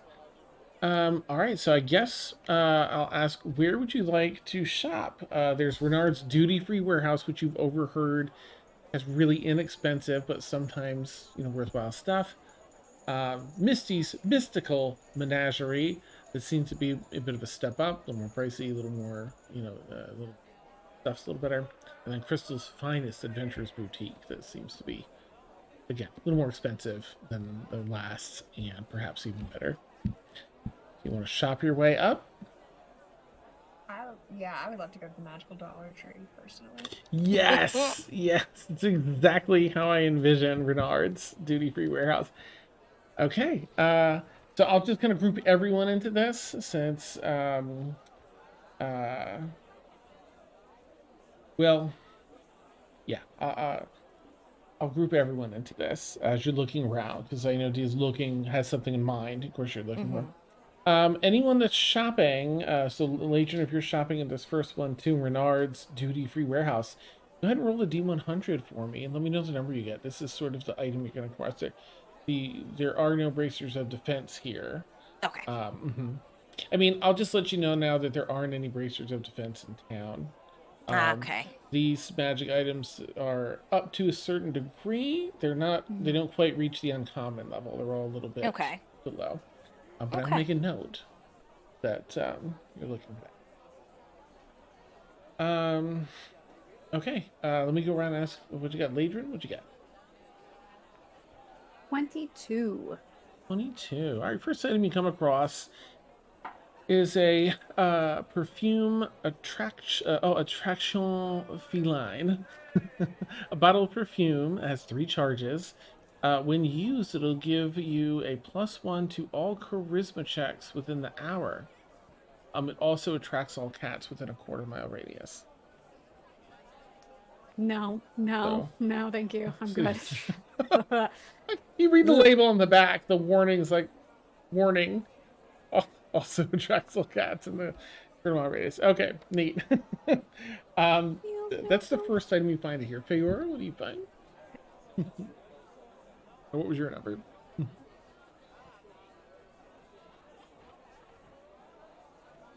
42. 42. Oh, you find a mirror, a little handheld mirror, known as a mirror of positive reinforcement. A mirror that doles out positive reinforcement and life advice. Your mirrored self appears to always be smiling and wants you to know that they have 2 thumbs.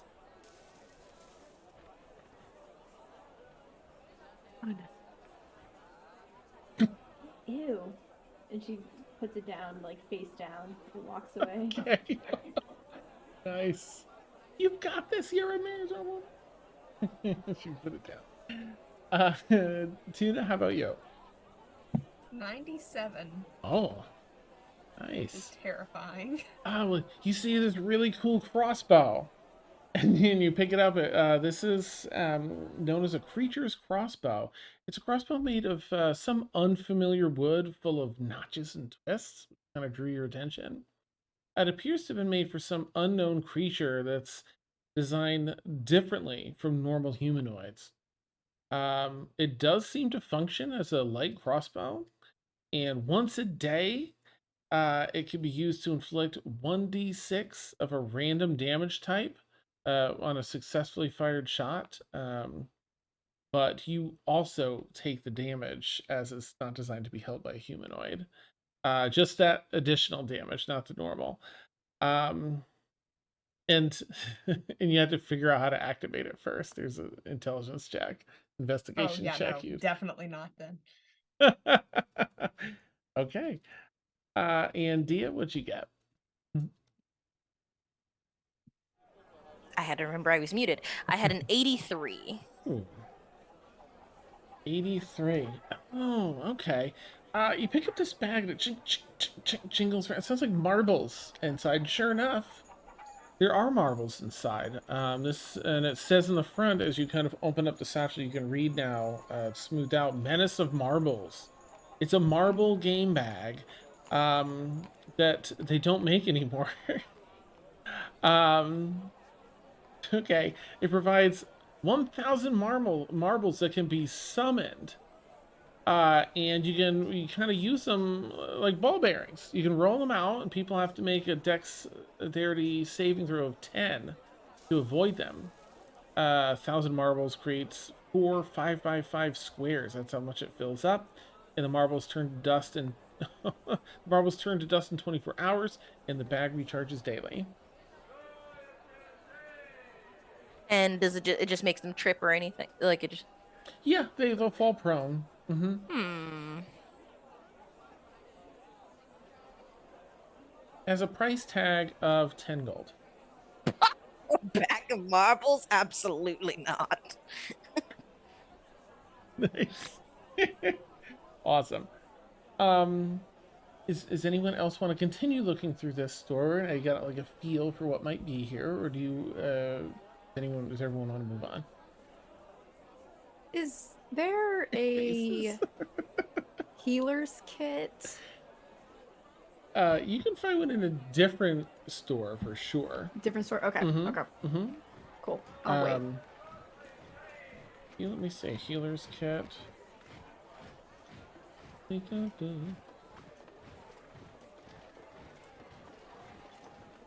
Healer's kit, there we go. A healer's kit. Oh, 8 gold pieces. That's all.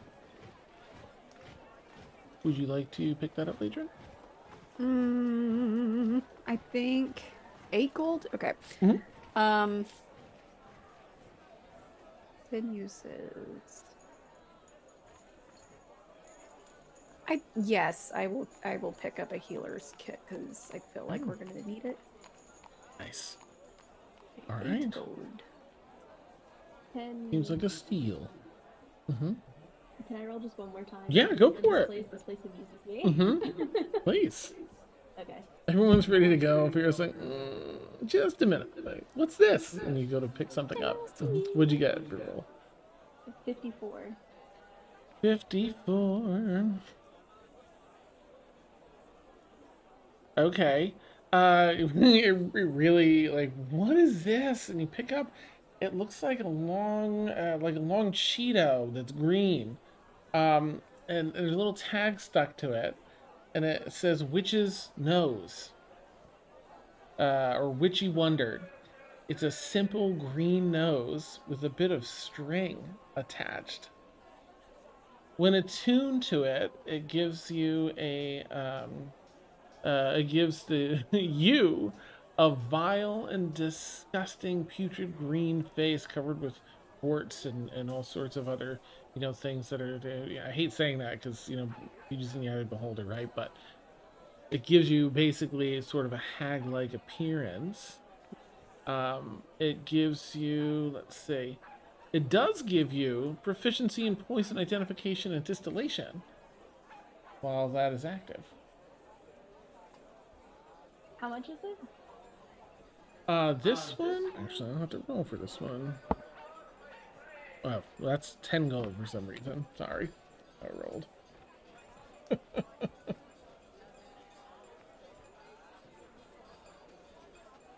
I want it. Okay. What is it called again? It's called Witchy Wonder. Okay. Mm-hmm. All right, I'm gonna buy that. Okay. This one has a quick attunement. You put it on like a witch's thing. You put it over your nose, and then it takes over the face there while you have it attuned. The face is on, and that benefit is in. When you take it off, no longer. Okay. So everyone's kind of held up here. Sorry, I'm just gonna send this to you in Discord. But of course you were like, wait, on the way out, great display on the impulse buy section. You're like, oh, but that's just as long as Levar can wait. Levar has to pee real bad. I'll be back. I'll meet you at the next door. And that's where we'll take our bio break. Yeah, for anyone who doesn't know, we take about a 10-minute bio break. And then we'll be back with a little more shopping and then some other fun goodies on the way. So we'll catch you all in about 10 minutes. Yay. Boop. Okay. Nice.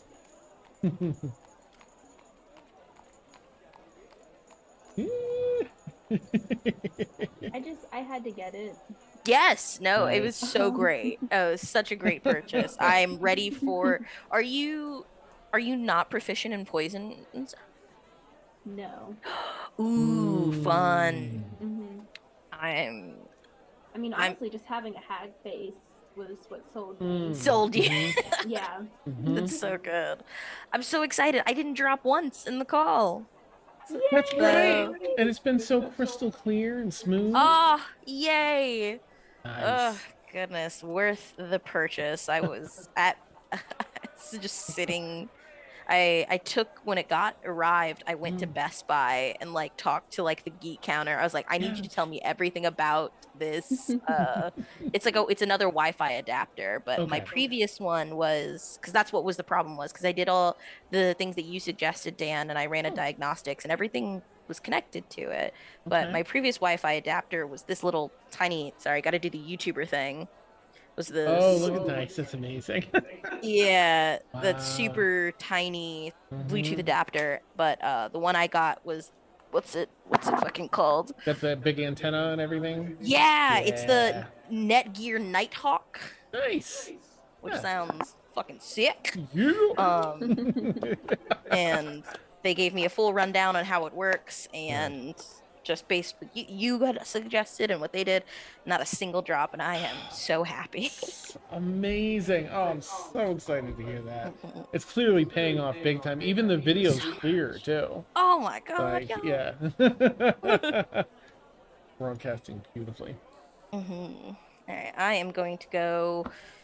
Who am I kidding? I know I want toast. That's what I need. Nice, nice. We get a snack too, I think. We'll Oh, be right back. all right.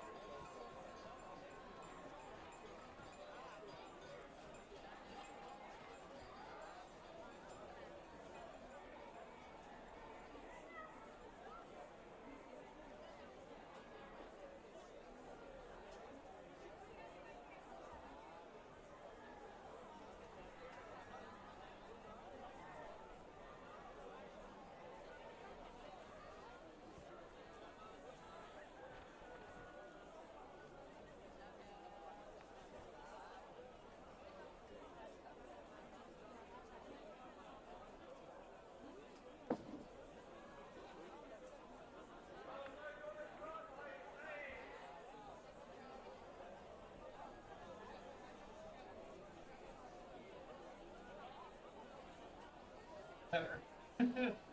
Oh.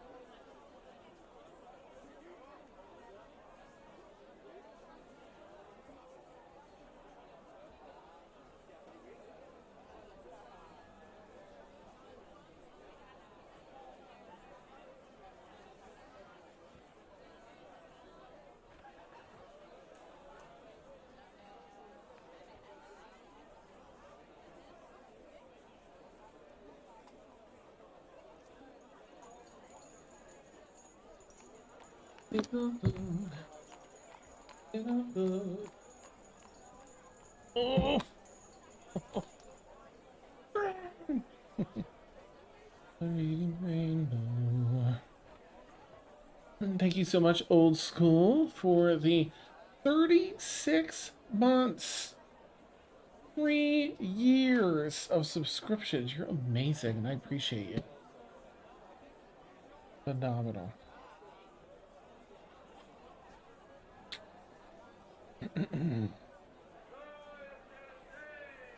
Okay. All right.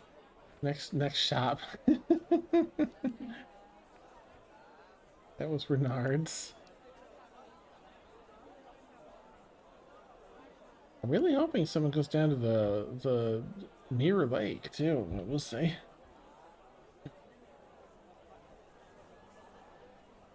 Want some people to make some wishes and stuff. I can guarantee you Dia's not gonna do it. Right? Oh, because the reflection pulls you in. Right. I was just thinking the money. The money! That's so funny and so true. I love it. Yeah. Me money, SpongeBob.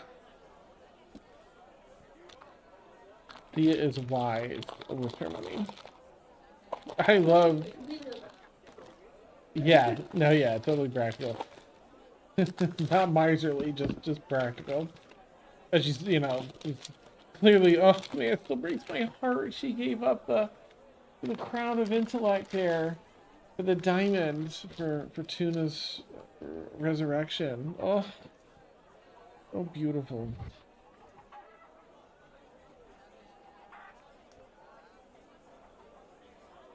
I know. Tuna, rest, stop. Take a second for yourself, you sweet soul.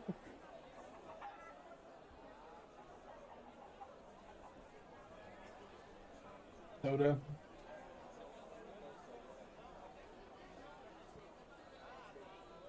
I first had this at Cracker Barrel when Cracker Barrel wasn't effing up their stuff.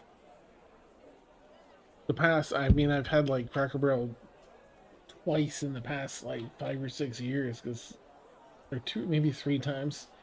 They got it and they had the chicken had the chewy tendony bits. And get this out of my face. Just use better chicken or something.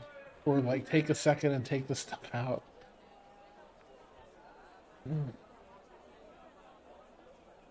Also, I didn't mention this earlier because we were doing important character stuff, but little character quirk for Tuna when y'all are in the bathhouse, you would have seen that they have normal tiny little scars, just normal you would be expected scars, but they also have 2 very thin, almost crescent shaped scars on their chest. That's awesome. Oh. And not wanted to super make a plot joke. relevant, but just little character quirk. Oh, love it. Yes. I wanted so bad. I just want to spill everything, but I'm like, nope, that's not what you would do. I want to spill everything. So there's that. Nice. I wanted to make You a got joke about Feyora having some weird ass birthmark somewhere, but I couldn't think of anything, so. Nice. You can always paint them on later with your disguise kit. Very true. Yeah. Make another alter ego that has all the birthmarks. Why not? Serena, just before you got back, I was like, oh, I hope someone goes down to the mirror lake. You know, Yeah. like it doesn't seem like anyone, which is fine. I'm like, oh man, I hope. And Lily's like, well, we know, you know, like people, you know, making wishes and stuff like that. And Lily's like, well, you know, Dia won't. And I'm like, right, because you talk about the reflection that grabs people. So no, the money. And I was like, oh yeah, right. Correct. Money, Give the money, lake Will money. learn.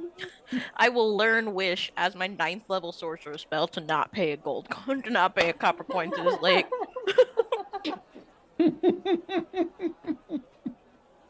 I love that. Love it. Boom. Awesome, I love that too. That's so cool. All right. Well, everyone's here, so if it's okay, I'll jump us back in. But if anyone's like, "Hey, we're here because we're trying to relax and eat our snack," then let me know, and I'll. Go for it. I can vacuum this down, Dan. I'm sorry. Pop us back here. Oh, okay. Well, with Leofar all set now and relieved, ready to rejoin everyone to the next shop. Where would you like to go next? There's the next kind of one up, quote unquote, is Misty's Mystical Menagerie, and then that Crystal's Finest Adventures Boutique, kind of above that. You want to stop at Misty's, the next closest? Oh, see if we can find. Yeah. All right. You head over to. Sure, if that's the right. Yep. To Misty's Mystical Menagerie.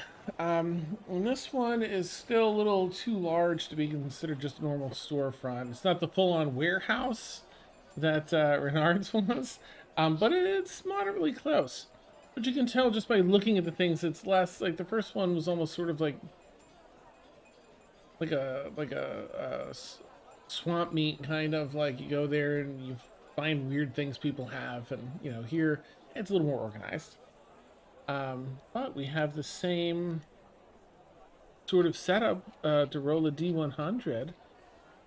So I guess if you're all just perusing, go ahead and roll your D100s. And then Laedrin, let me know what you got first, if you would. I had a 22 last time. Got a 25. It wants me to stay in the 20s.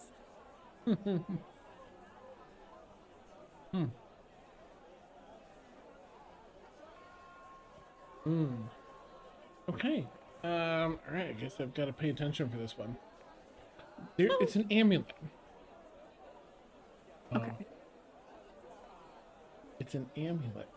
There's a big grin on it. Silly grin, not a creepy grin. Doesn't seem to have any sort of a description on it, though. You want to ask about it, or?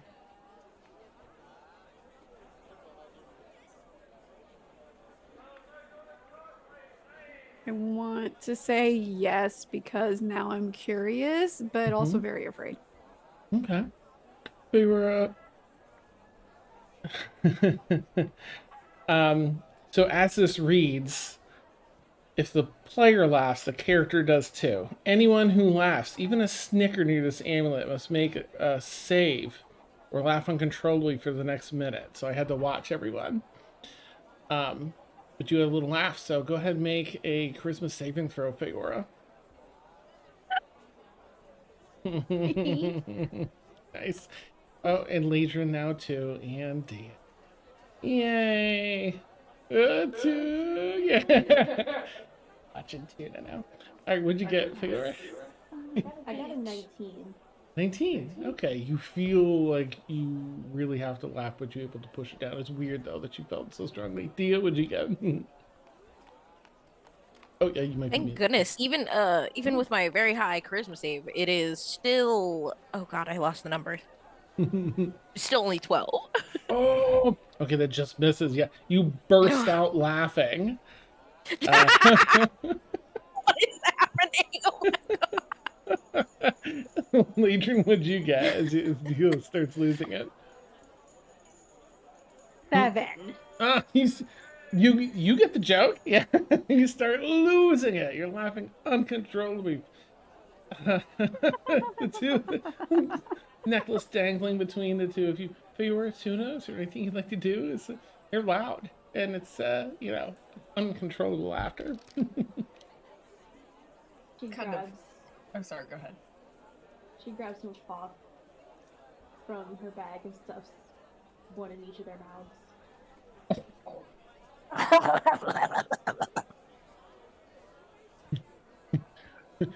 Tuna, is there- Thank you. I'm just Awful.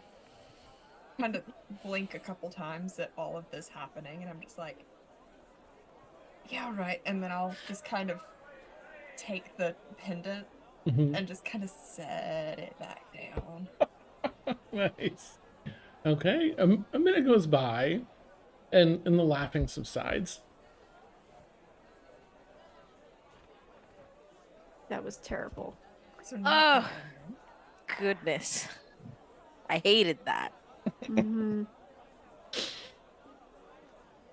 All Yeah, right. Feyora takes back the cloths and uses prestidigitation to clean them both and just puts them away without saying anything. Tuna watches you clean that and goes, wait, so when we were walking around caked in mud, I have to ask. You could have done that the whole time. Hmm. Hmm. Yeah, but like, we went to a bathhouse, so Did go to a bathhouse, I'll give you that one. Oh. Retrospective recovery. We laugh again. Is it safe for us to laugh again? Yeah.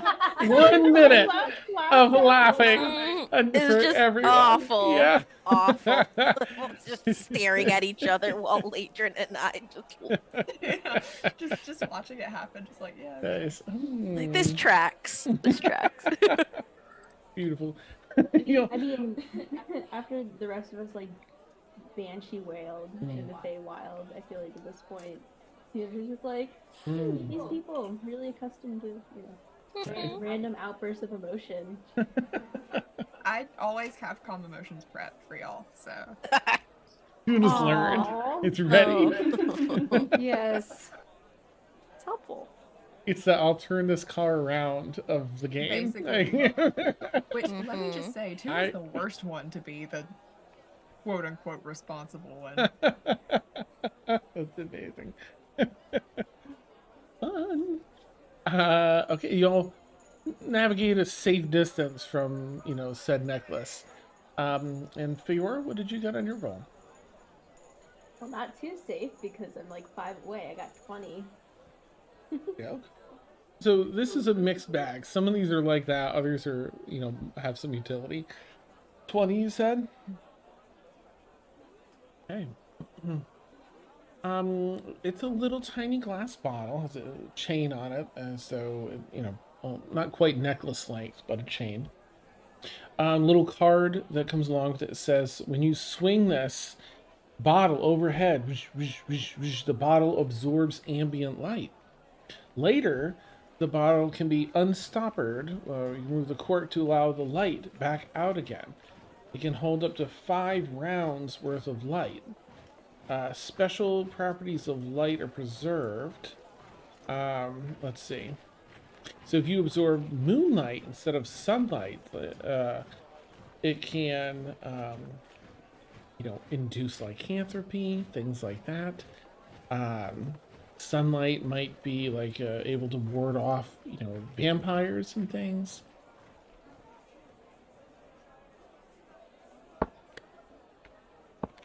Love me some little trinkets. How much is it? This one is 12 gold pieces.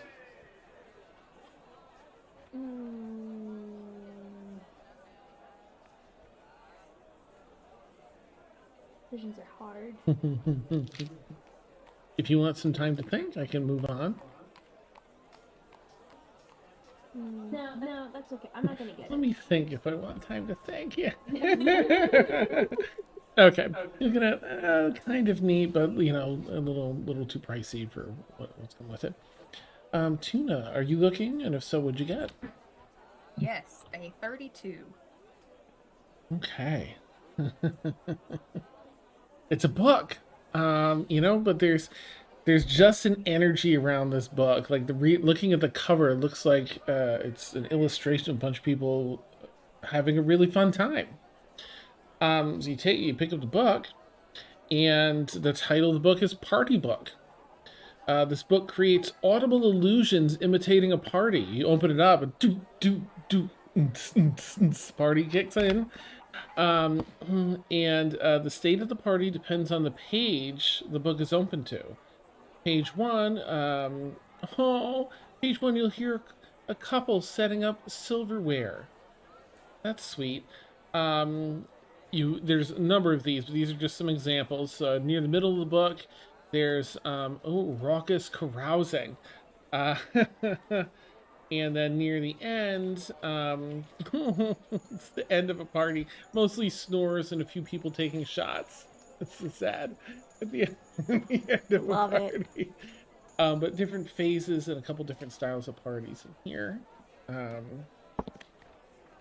This one has a price tag of, well, 7 gold. I will get that. Oh, nice. Okay. It could come in handy. Absolutely. I can just see us being in the middle of like having to sneak around. I just open the book and just throw it into a room. Nice. It's the drop the beat part of the party. Yeah. People are losing Jellyfish jam. Yes. Amazing. Dia, are you looking in here? Absolutely. I cannot resist a store struck looking. Pick up. I did get a 90.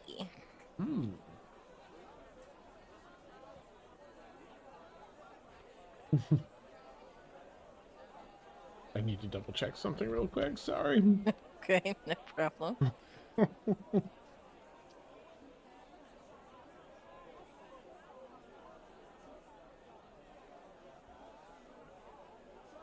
Okay. Yeah, your merchant sense tingles. You see this item, you're like, no. Let me see what the price tag is on it first. 10 gold pieces. But you're like, Okay. Let me inspect. Your merchant sense is tingling. Your deal sense is tingling. This is, in fact, after some inspection, a small tube of sovereign glue, which is a legendary item. And the price tag says 10 gold? 10 gold pieces. All right, yeah. Just gonna be like, I had to double check that. Yeah. Sorry, carry on. yeah, just strike a price tag and be like, and then just saunter up to the here's like, put my 10 gold on there. Thank you very much. Have a good day. Oblivious to it. Yep. I just slide that into my bag. Nice. Okay. Jeez. I guess there's some fantastic things mixed in here. Man. I mean, I get it. You know, like those are like that and the universal solvent are legendary items, but they're also like you almost like what do you use them for would be super situational. I get why they're in here, but still, wow. Okay. All right. Well, you finished shopping here. Of course, there's one other store if you all wanted to check it out. Crystal's Finest Adventurers Boutique. Crystal's Finest Adventurers Boutique. There we go. I want to try to find something cool. Okay. You got your hopes are up a little bit here with this particular shop. Same as before, it's a D100. As you all start perusing through, you can roll more than once if it's your final shop. If you want to kind of like really find something good, you can do it a few times. But Laedrin, once you've rolled, let me know what you got first. Okay, I want to go more than once, but my first one's a 19. Sovereign glue. That's exciting. Mm-hmm. I did not see that when I was going through, but I'm here for it. Oh, wow. It's a cloak. You've got different cloaks that you like, and it has a very, it's right up your alley. It has a very emo look to it. Yeah. Darker, colors, kind of a gloomy appearance. As you put it on, those around you, so I'll say everyone else here, you see that as Laedrin puts it on, the garment seems to give her an undead appearance. A skeletal face with tight, desiccated skin, black holes for eyes. It would give a disadvantage to attacks from undead, because undead creatures are confused by your undead appearance. And also great for looking like a lich without being one. Ew, what happened? Hey, Tasha's very happy. It's my dream. I mean, it's like a huge. It's all. Okay, how much? Let's see. That is 13 gold pieces. Done. Mm-hmm. I want that That rolled shit really so low bad. on that, yeah. 13. Mm-hmm. Sometimes the So dice happy. give. Okay. What's it called? It is called, let's see. Oh, did I scroll up and down? What number was it again?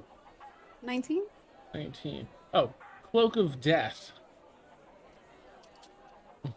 As though it's the cloak off of Death's back themselves.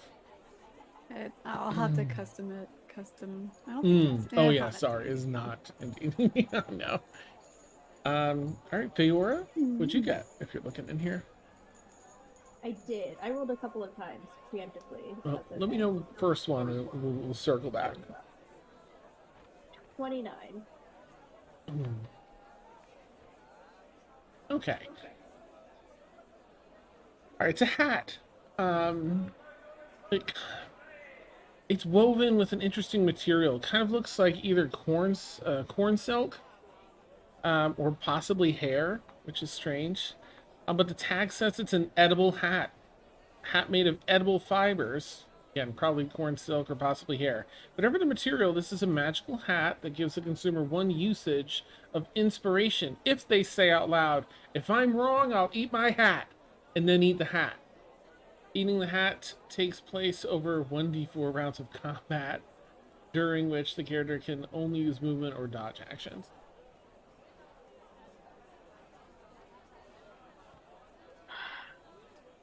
I hate that. And I hate that I love it. There are plenty of other items in here if you want to hold off on a decision now. Yeah, I'm gonna wait. Okay. How much would it be?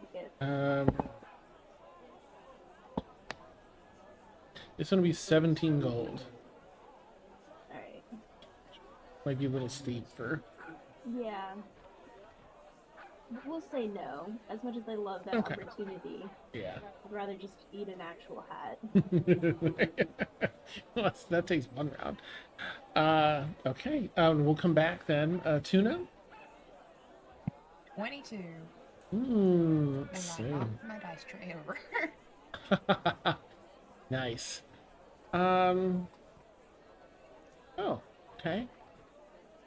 It's a leather collar. The tag says it's a collar of finding. A leather collar with a small metal emblem of a star on it. A matched bracelet with the same emblem. A person wearing the bracelet can make a small light hover 50 feet over the collar. Okay, person commissioned this as part of oh, that's... Wait. What is this backstory for this item? Oh, that's sweet. Okay, now I understand a little better. There was someone that commissioned this for their partner, who was a retired soldier with significant PTSD, lost their dog that they bonded with, and was of great help to their partner, apparently. It seems to be magical and would change to different sizes if you wanted such a thing. How fitting. Yes. Okay. Yes. How much? This one is, jeez, that's only 4 gold pieces. Yep. For sure getting that. Wow. That was crazy. And it comes with the bracelet as well? Yes, matching bracelets Okay. both have like the star emblem that jangles, and you can make the light appear. Okay, Dia, what'd you get? 3. Okay. All right, you got 3. Okay. There's just an interesting, perfectly smooth, fist-sized glass ball, and it's filled with a silvery smoke. The tag on it says it's an anti-gravity sphere. When the sphere is destroyed, it disables the effect of gravity of everything within a 30-foot cube for 30 seconds. How much is it?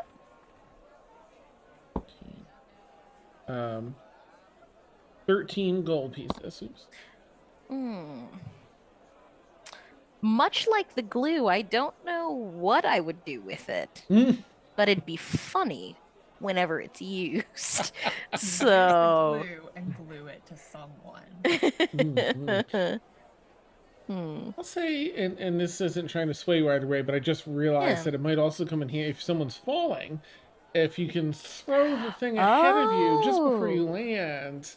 I mean, there's inertia, but we'll just there's 30 feet worth of Right. like balance. Be like a very like a one-use feather fall. Yeah.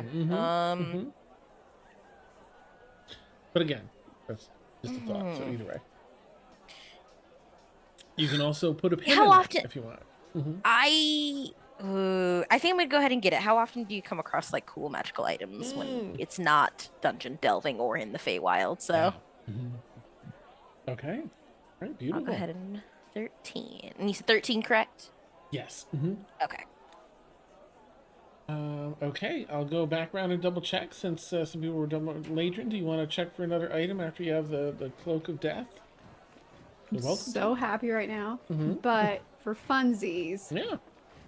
like, she's still wearing the cloak for a little bit because Nice. it's like the picture of the Reapers. That's what I'm thinking It's of. pretty similar to that. Yeah, they've got like an overlapping thing, but you've got like the skull portion. Really cool. I felt like that was made just for me. Nice. 42. 42. 42. Oh, fun. You pick out like it's just so creepy. You've got to take a look at it. It's a creepy doll, very creepy looking doll. When the tag says haunted doll, when the owner of this doll fails, when the owner of this doll fails a death saving throw, the doll will die in place of its owner.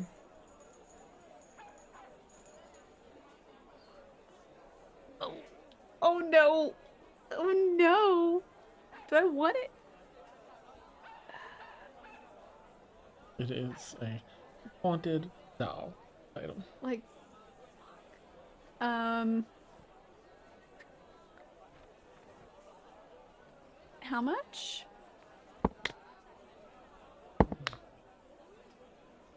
And Like, I hate dolls in general, but this sounds really fucking cool. Is there anything else that comes with it?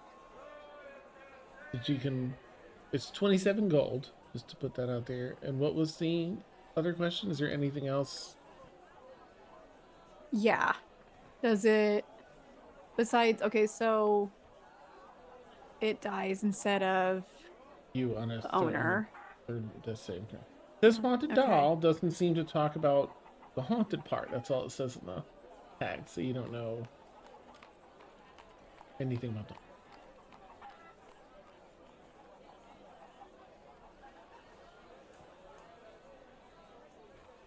I'm gonna think on it. Okay. I'm gonna think on it. Would have been in there? Okay. Feyora, Would you like to go again? Absolutely. What you got? 15.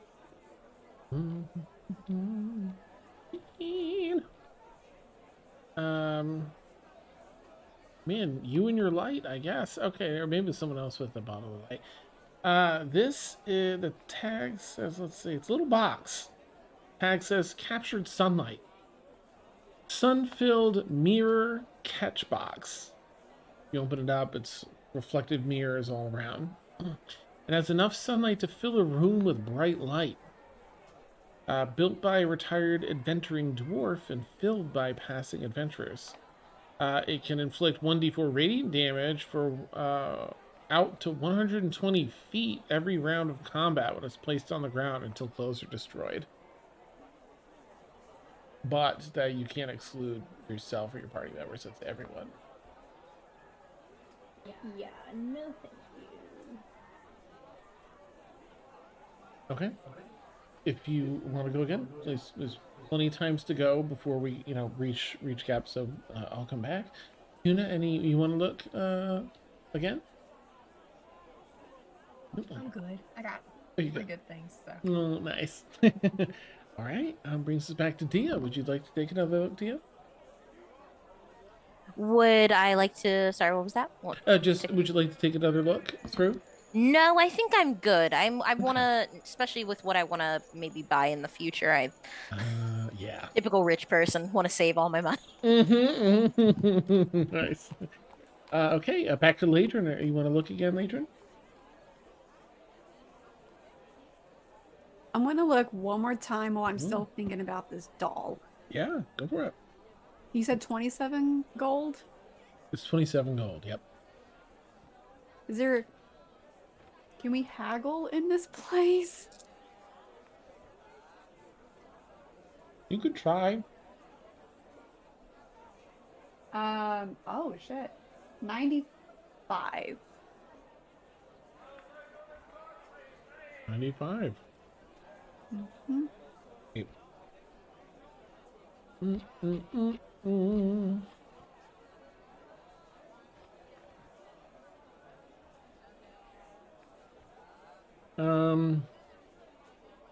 A magical gnarled wood staff.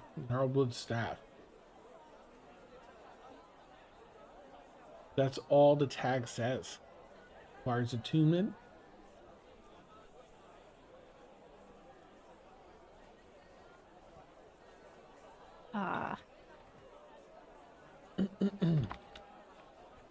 What is it again? A gnarled wood staff. Mm-hmm. Wood staff. Needs to be magic for the purposes of bypassing, resistances and such. Doesn't seem to be any information on what's magical about.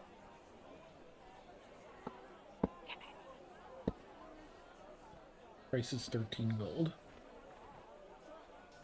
Better. Okay. I can attune to another thing. Do I have to use it though? Anybody else need to search while I'm contemplating? Yeah, we'll check with Feyora, right? Alright, go for it, Feyora. 80. 80.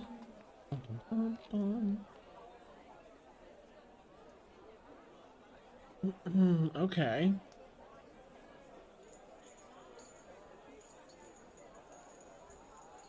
Alright, is that so fitting? Okay. It's a dagger. It requires attunement. The tag says it's a +1 dagger. Stiletto of the Infiltrator. +1 dagger. Has all the normal properties of a dagger. But it's +1 to attack and damage. While wielding this dagger in one hand and a light weapon in the other, you also gain +1 to your armor class. If you impale this dagger in any surface, you may, for the next minute, use a bonus action to teleport to its location as long as it's within 100 feet of you. Once you use this ability, it cannot be used again until you finish a short or long rest. Much? 80. No, just kidding. Jesus. That is a little pricey. It's 17 gold. 17? Yeah, which is not pricey at all for. No, I'm gonna take that. Please and thank you. Hello? Good finds here. Can you send me the details for it? Yeah. Heal. Yeah. Yeah.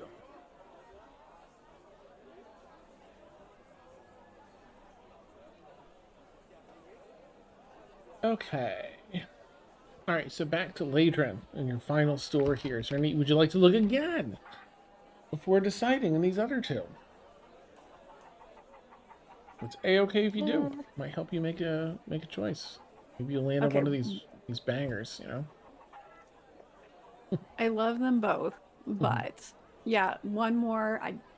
I'm done after this. Okay. Wow. 99. Oh damn. Damn.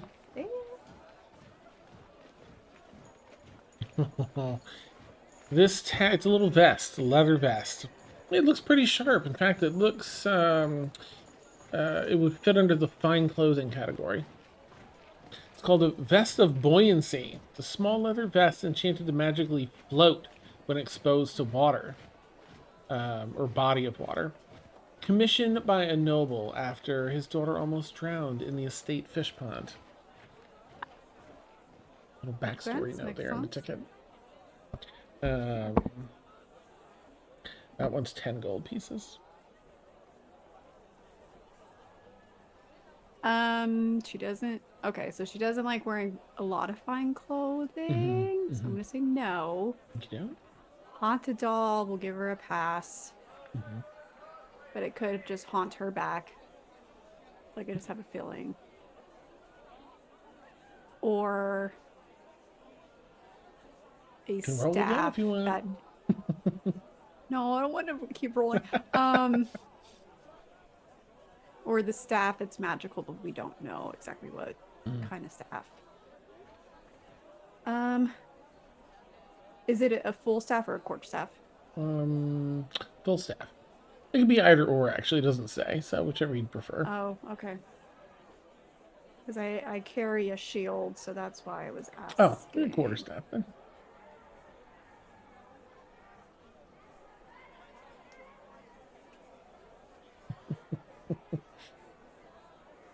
I've singled out my tough to make decisions people in the crew. Like this. I am the most indecisive person ever. You and Lily, I can tell, are like, I know that expression now. They're like, no, which is a-okay. It's absolutely fine. I'm. Should have what that staff did. You hear as Tuna's opened up the party book again just for a glimpse. Sorry. Shut it back. Oh, here's what I'll do. I'm gonna wave down whoever is closest to me. Let's see who's closest, because it's kind of random, right? Dia's closest to you, we'll say, with that roll.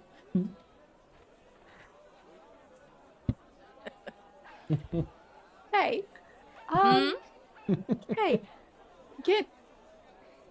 Are you I don't remember or if this is even possible to do like in the store. Are you familiar with arcane means? None whatsoever. I understand what magic smells like. I can always tell when something is magical, and that is the extent of it. Cool. Why? Well, these two items are really like I'm drawn to them. As she's still, I'll just pretend like she can take down the hood to where she's not looking like a lich. Oh, that's right. You still have that on the. Oh, my heart. Sorry, that's so cool. So this creepy doll. I've never had a doll before, so I'm a little tempted. It's haunted, but we've had a lot of close calls lately that this could come in handy for that, right? In what way? If I just completely flatline, it would die in my place. And I guess I wouldn't be dead. I would just be unconscious after that, which that's a plus. Uh-huh. But that's kind of sad to put on a doll. Also, we don't know do we know what happens after the doll dies in your place? Oh, I don't know. Mm. Oh, I don't know. Okay, maybe Mhm. this is not okay. Okay. Or this really cool dead-looking staff. Okay. Now that I've said dead-looking Yeah. staff, because I love dead trees. Okay, I think I've settled now. Thank you so much. You're welcome. All right. She'll flip back the hood because it's just cool, and she'll take this gnarly looking quarterstaff that you said was 13? Yeah, that sounds right. I did not make it. Or was it 8? Nope. Okay. 13 gold, because I don't remember. Yes, that's right. That's right. Okay. I did math earlier. Okay. Is there a name to this quarterstaff? Or Wabbajack. what? Wabbajack. Wabbajack. What? Wabbajack.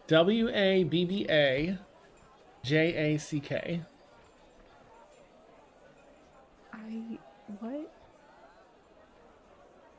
And once you attune to it, I can let you know some more. Okay. So with everyone having completed their shopping, you head on out back into the city. Do you have anything else you want to do here today, or are you successfully recharged and ready to continue the journey? One thing that I did consider, do we have any way to breathe underwater? I have a spell Okay. if I need to prepare it. Okay, I was just for the eventual lake when we get for eventual fairy lake, we'll need to. But if is your spell able to cover all of us or only yourself? Okay, just added that. Let me I can make us walk on water, but I can't. Oh, here it is. Underneath it. Okay. Grants up to 10 willing creatures you see within range, and it goes on for 24 hours. Holy shit! Oh, damn, yeah. No I just kidding. don't have it. Yeah, I'll it's second really, that. Yeah. really legit. I just need a heads up. Okay, I wasn't like mentally prepared. I wasn't thinking of now. I was thinking about when we get to Fairy Lake, but because if we didn't have it, perhaps look for somewhere to get water breathing potions. Because Feyora said that she had one, but I think I'd probably be better if we all went diving for it. Oh yeah. Yeah. Can I swim yet? No, I don't think I can. No.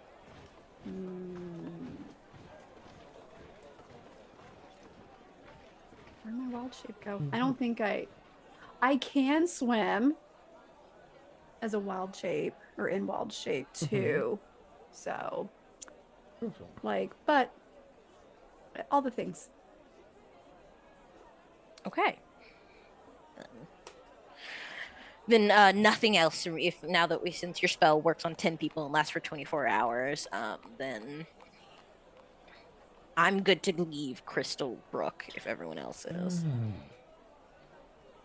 Anyone else have any last minute things they want to do? Replenish any health potions? Any different type of adventuring gear? Anything else for anyone? I will put the collar on the girls, but that is it. Oh, nice. I'll put it on Faete. I'll put it on Joy. I don't think I need to put it on Patience just in case. Okay. Joy is kind of the de facto leader, so. I love it. Beauteous. Okay. She's the Shinzi of the group. Awesome. Beautiful, beautiful. Okay. Oops. I'm doing the multitasking. Fail. OBS is just like killing me slowly here. All right, so in that case, no more stays here tonight. You gather all of your stuff and head back out onto the road. Very exciting.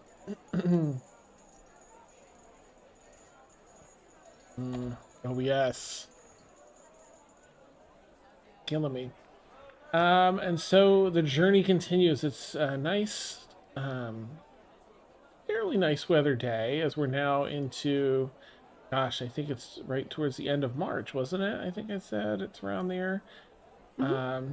You head out of the city and you have to navigate around your walk. The road is 10 feet away from Mirror Lake for the next like hour and a half before you get past that. In case, again, doesn't, zero need to actually go check out Mirror Lake. But if anyone wants to, this is the time. Would anyone care to toss a coin in, do any of that stuff? Toss a coin to your witcher. Nice. No. I don't think so. I don't trust it. Okay, never do. And Feyora? Okay. Fair enough. I have this terrible habit of setting things up like that are really scary and bad, and then like whenever something good comes out, I scare people away. Rightfully so. Not saying they're good, but it just made me think of a couple other things in the past. I've been like, oh, I feel bad. Like the first time we encountered Gil. Yeah, exactly. Yeah. I'm like, oh no. I get it. Oh my god. Maybe after a level up, we'll come back to the lake. Yeah, it'll be here. Sure. Okay, in that case, you carry on. Let me get my travel grid map up here, which should also be pinned if anyone wants to check along. But we've got 1, 2, 3, 4, 5, 6, 7, 8, 9, 11, 12, 13, 14, 15, 16, 17, 18, 19, 20 days before you hit the crossroads, which is your next sort of, milestone in this journey. Can I have everyone just make a perception check for that travel? And we'll get that all in one hit here. Oops. Wrong thing, Dan. You silly person. Okay, Laedrin, what you got? 14. 14. All right. Feyora? 6. Awesome. Tuna? 18. Okay, and Dia. 3. Yay! Helping. Love it. All right. So you, again, you're all, now that you're level 5, fairly strong. You're not really bothered by too many creatures on the road anymore. They're all fairly sufficiently frightened of you and know better. Let me change over to finally, our peaceful travel music. Yay. Oops, I'll put it in Zoom here. Everyone, players, and then we'll get it fired up here. Peaceful travel.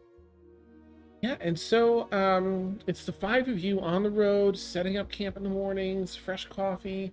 Dia, are you still sometimes, working up meals and stuff to practice that? Absolutely. My goal is to maybe gain proficiency in cooking utensil. That's kind of like I'm working towards. So yeah, as much as I can, I would like to get up and make breakfast. You can already feel yourself moving towards that with this 2 weeks of travel. The seasoning kit and the cooking utensils, they really make a difference. Yeah, I'm gonna keep that in mind then. Keep letting me know that you're doing that, and that'll get Okay. you even closer. Doesn't take a super long time to get that proficiency. Okay. All right. So you continue along. Feyora, are you still working on your punching thing, feeding Spideys, and the usual? Yes. Okay. She's also gonna attune to her little witch nose and the dagger. Nice. Yep. Okay. All right. Yep. Cool. So you get the hang of that. You put it on, and it takes like 30 seconds to attune, and then you take it off, and you're unattuned. So it's kind of like an as used for the witch. Okay. Laedrin, are you attuning to the staff? Yes. Let me see if I... And the cloak if I need to. I'll double check the cloak. I don't think you need to attune to the cloak, but I'll double check. I can't remember. All right, I have 2 spots left. There you are. Okay. Nope, that's silly me. All right, here we go. We'll have a jack. Okay. I'm gonna send it to you in Discord. Sorry, is what I'm attempting to do. Okay. Um, Sounds groovy. I'm gonna reword the end so it makes a little more sense here. Okay.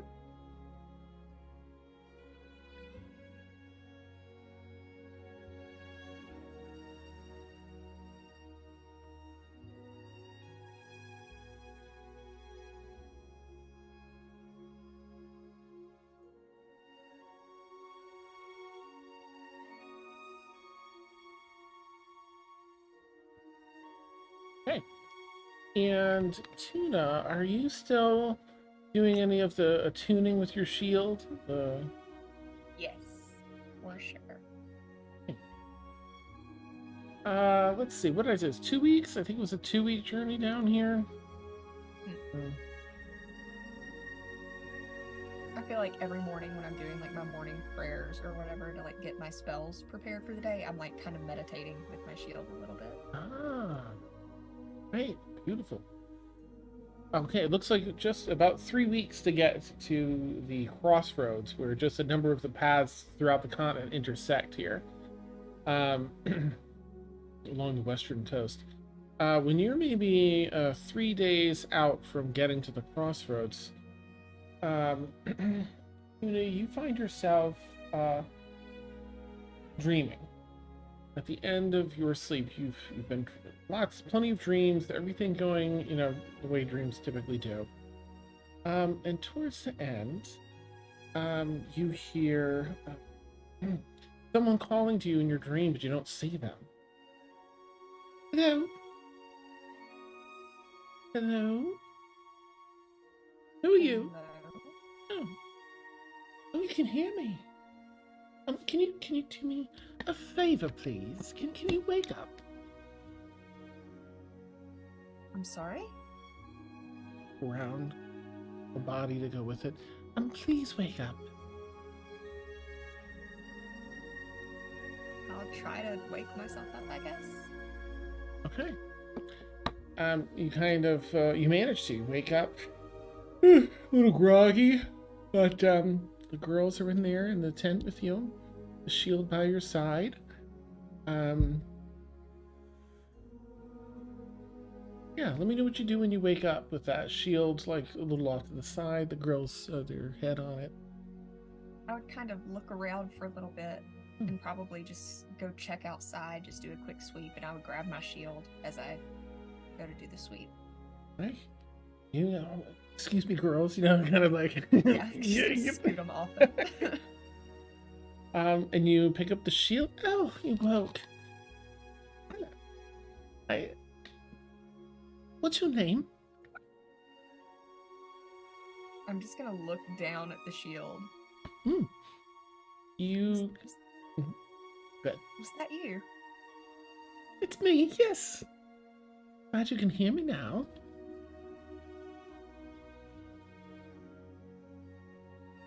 Oh. I've been trying to talk to you for some time.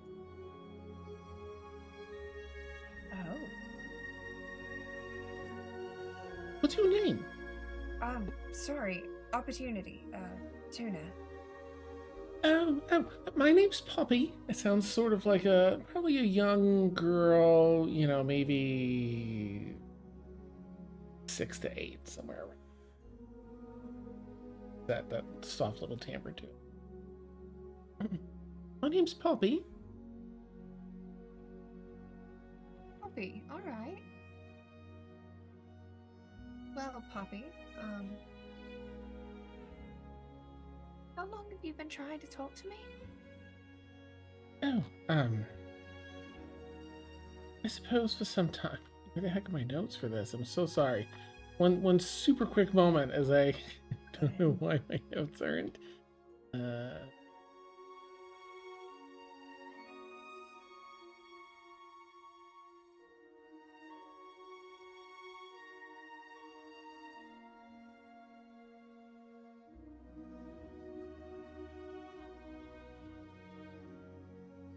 There we go. Okay, right. Poppy. Oh yeah. She added like the bright red flower when she said her name.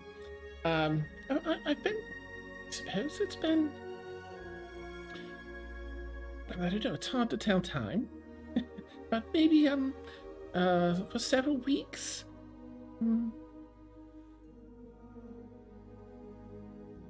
Yes, the puppies spoke with me. They heard me first, I think. Right.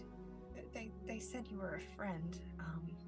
Oh, I love the puppies. Right. Are you in the shield? Are you the shield? I don't. I was hoping maybe you could answer that for me. I don't really know. I can't really remember anything, if there was anything before this. So, it could just be this. It could be the shield. My first thing I can remember is just being here with you in your hand. Right. Whose watch is it right now? I'll probably say Leofar asked to pick this one up just to fit it Okay. into the. Cool. I'm gonna go to Feyora's tent. It'd be like, hold on. And it was Feyora. Nah. Is it my turn already? No. My shield's talking to me. And it wasn't doing that before? No, it wasn't doing that before. Alright. She kind of stumbles out of the tent. I'm just gonna say, look, this is a really weird question. And I just kind of hold the shield up and I say, I got this in Avalon. When everything went down. Oh. And now it's saying its name is Poppy, and it sounds like a little girl?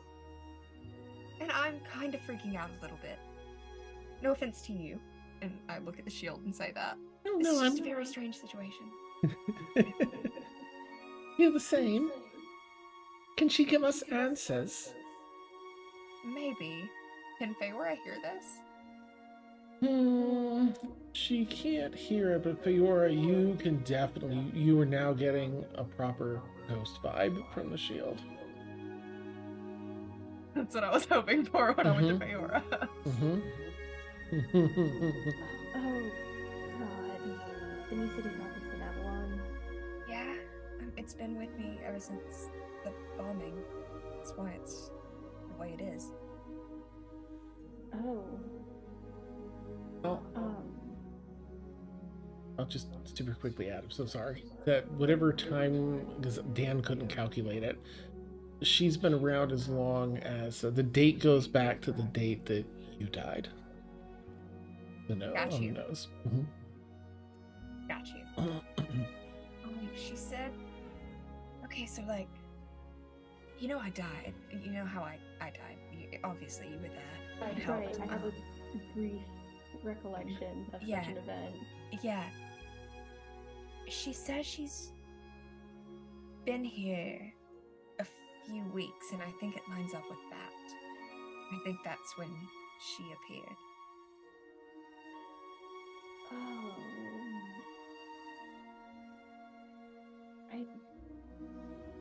I mean, I'm getting ghost vibes. Great. If that tells you anything. Yeah, And- my shield's haunted. That's what it tells me.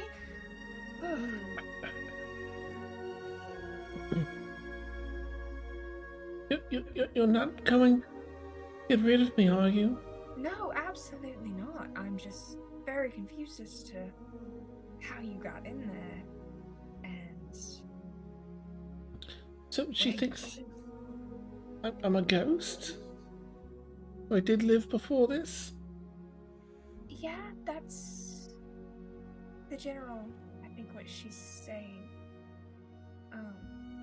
Feyora, she's saying that she's asking if you think she's a ghost, and this is so weird that I'm talking to you and telling you what my shield is saying to me. She doesn't remember anything before. I can't remember if I've said that. This is all a lot.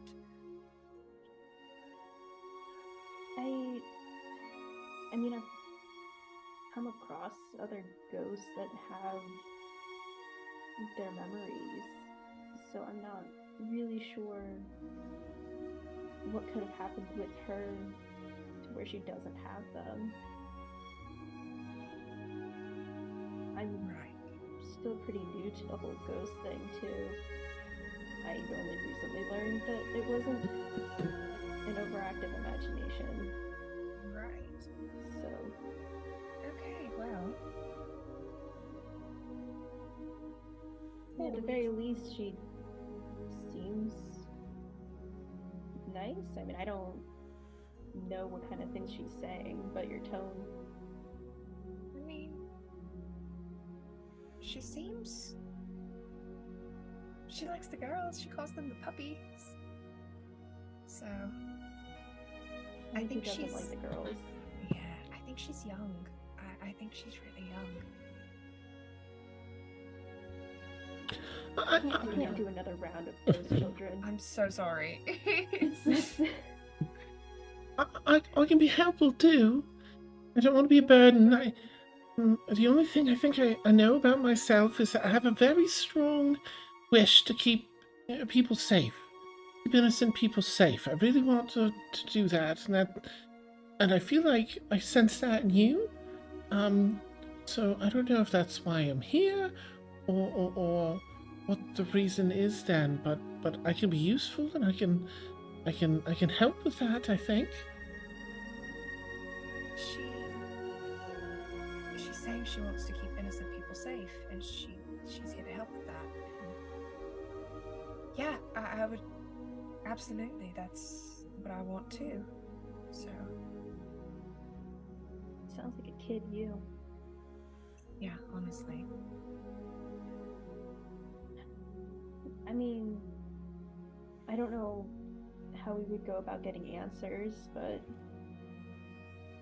if she's content where she's at and you're okay toting around a haunted shield, then I suppose we carry on until otherwise. Yeah. And then I'll kind of lift the shield up a little bit. Are you content where you're at? Is this like a good arrangement for you? Or... It feels all right. I don't really have anything I can compare it to. As long as I feel like I can fulfill that desire to keep people safe, innocent people safe, and that's what you're about too, then I'm content. Yes. All right then. We'll keep people safe together then, and we'll try to get you answers. Well, I'd Sorry like that. I woke you up, Feyora. I figured you were the one to go to about this. I mean, it's not an issue. Willing to bear this burden as the resident ghost speaker. Of course, looks like now we're sharing that job. Yeah, apparently. I guess one specific ghost. I don't know if that's really ghost speaker, but Honorary title. thank you. And I'll go back in my tent and just kind of still gonna, go back to sleep in time enough to get a long rest, but I'll kind of talk with her a little bit, just Okay. getting to know my shield, I guess. Nice.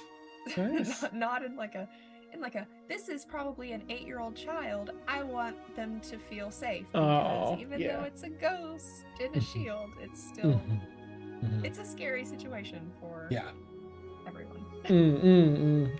Yeah, you definitely get that impression outside of the voice the more you talk. And who was that? Who was that? She seems so nice. Oh, yeah, that's Feyora. She's very sweet. She has experience in stuff like this. So she has a spider. I'll have to introduce you to a spider. And then I'll alright. just kind of talk a little bit about the rest of the party and just kind of do vague introductions so that, she knows who everyone is. Beautiful. Okay. Right. Yeah, so in addition, of course, you've known your shield is magical. You currently have a +1 to your AC, thanks to attuning with a ghost in your shield. Okay. Yes, be sure to update it if you can't, let me know and I can. To update your shield. I think there's a bonus or something you can put in. All right. And she's kind of talkative. So yeah, the next few days as you travel and get to the crossroads, there's a lot of questions about the things that are going on around you. From Poppy.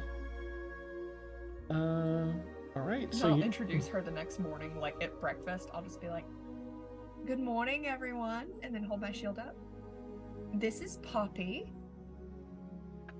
Oh, we're naming. We're naming things now. She named herself that. Oh. I know.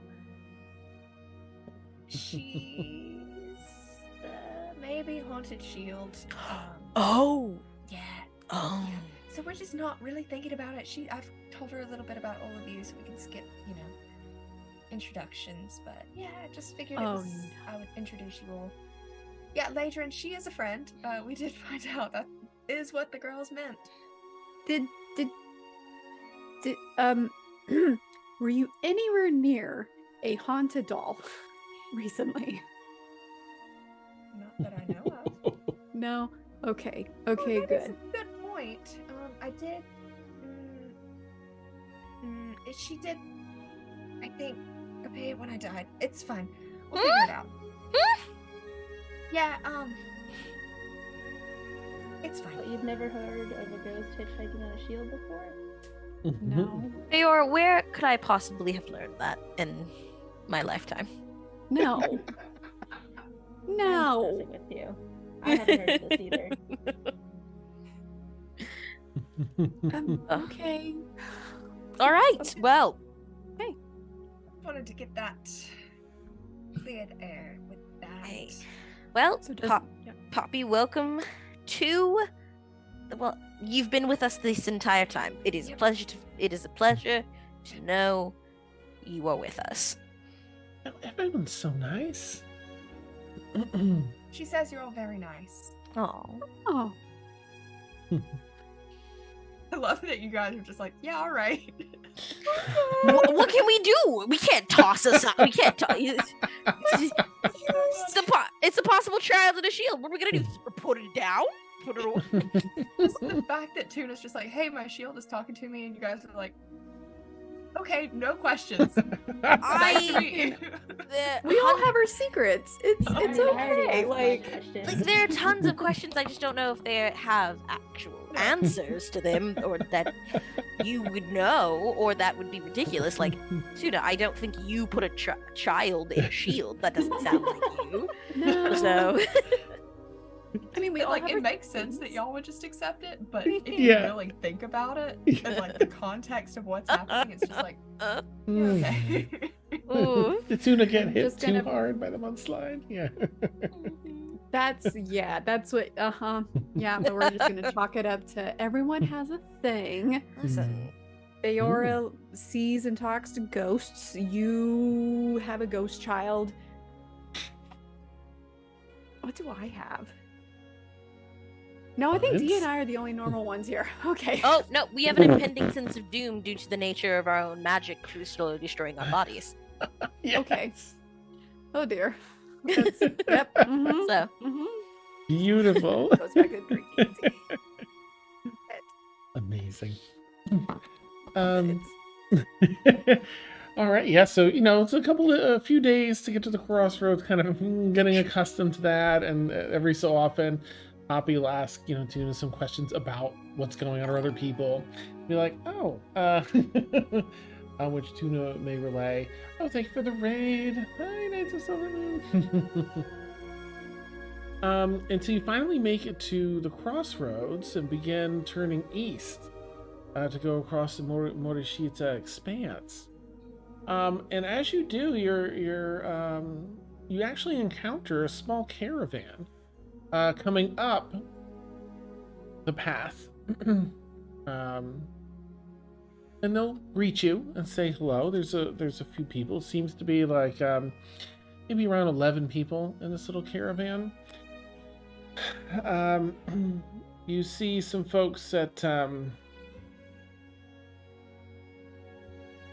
there's a couple of folks that come over and talk to you. One in particular, and she introduces herself. Actually, let me jump over to our battle layout real quick here, and I'll share this in Discord as well.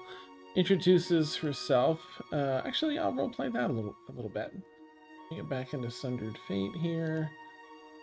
And you recognize at least 5 of the people in the caravan to be mercenaries. They don't look cutthroat or anything, but they're definitely paid to protect the person that seems to be the caravan's leader.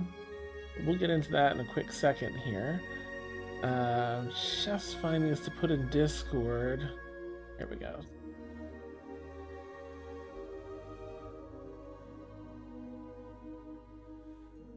Okay.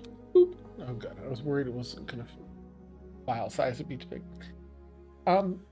So she greets you all. At one point, you're sort of awkwardly, all there, like transitioning through the crossroads and everything else. And she comes up and hello. I'm sorry to bug you all over here. I'm sure you all headed your own way. Can I ask which way you're traveling? We're headed east ourselves. We're coming up from Avalon. I don't mean to be overly friendly here. Caravan leader Lavan is a bit of a nervous gentleman. And just wanted to make sure you weren't ne'er-do-wells. I don't think you are, of course, but, gotta do what the boss says, so... I'm sorry. My name is Winra. Winra Stride, she, they. But you're welcome to call me Win. After all, it's very easy to remember. And you can tell she definitely has a fighter's build, fighter's weapons, and stuff like that. Easy to remember, because all I do is win. It's a pleasure. Holds a hand out. Insight check. An insight? Sorry, And what's that, Tuna? Do I recognize, do they have like an emblem or anything of their mercenary group? Because I have the background feature where I can identify mercenary companies by their emblems, and I know a little about any such company, including the names and reputations of its commanders and leaders.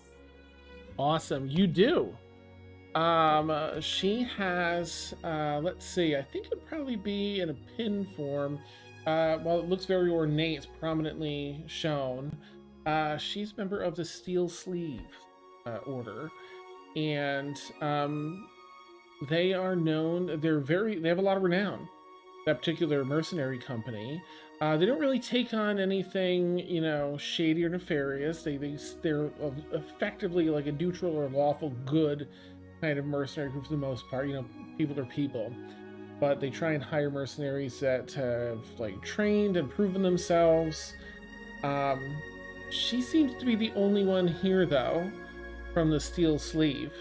The 5 that seem to be staying very close to the person she pointed out, Louvain, who is running this caravan, are from another order I don't have a name for, but they're a little more loosey-goosey with their moral compass. You can tell that these are particularly like non-social mercenaries. They don't come over. You can tell by their expressions and everything. They're here to do business. That's it. Everyone else seems to be people that provide some sort of there's a cook, there's a medic, there's, you know, a couple other people like that. She seems to be like is the only one that's a member of the Steel Sleeves. Pleasure to meet you. I'll get your insight in a sec, but you'll hold a hand out for anyone that wants to, you know, shake at the introduction. There you are. Pleasure. What's your role, Laedrin? The DM inspiration was a D6, right? Let's see. You're all level 5, so I think it went up to D8. I think it's at a D8 Oh. now. Okay, well, I'll roll the D6. Let's see. Nice. Okay, that made it better. Dirty 20. Nice. Yeah, she's being very upfront and open.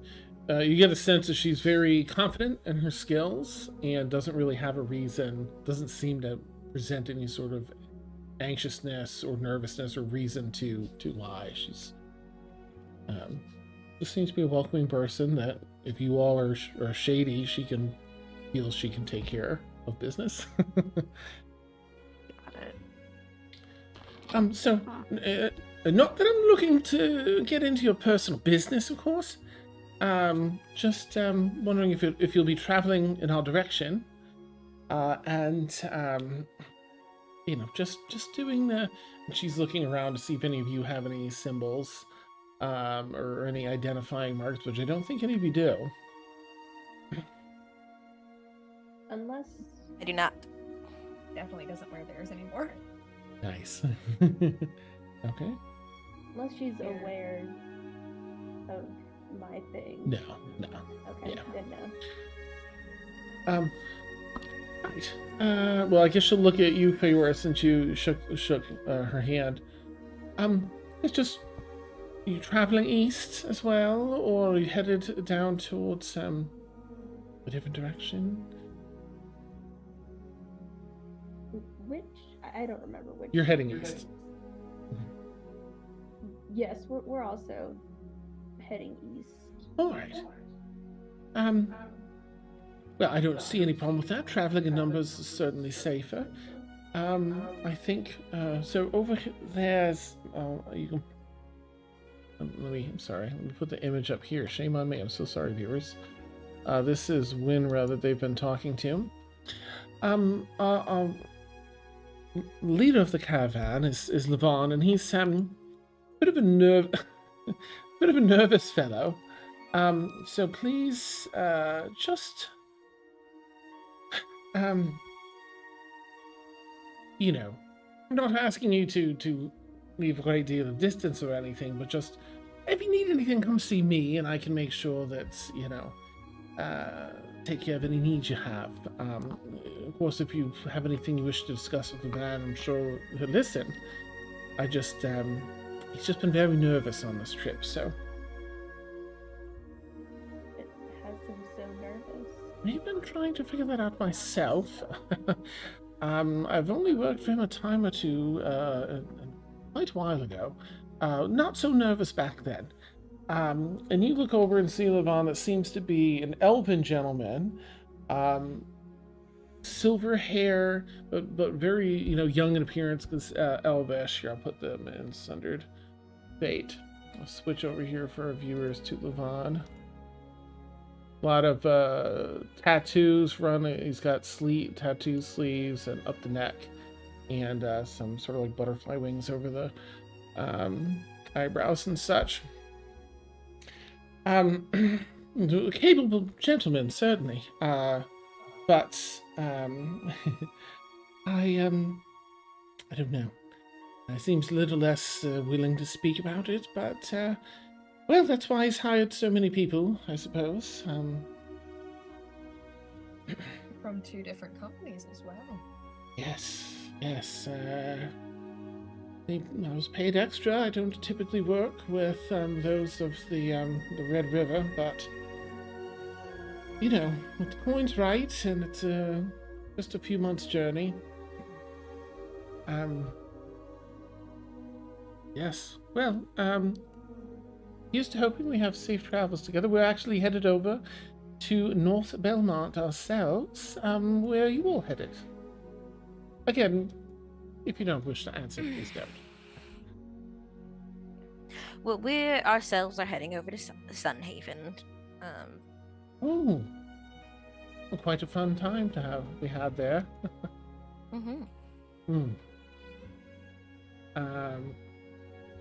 Let's see. Oh, if any of you have, had any interactions with Laedrin, they're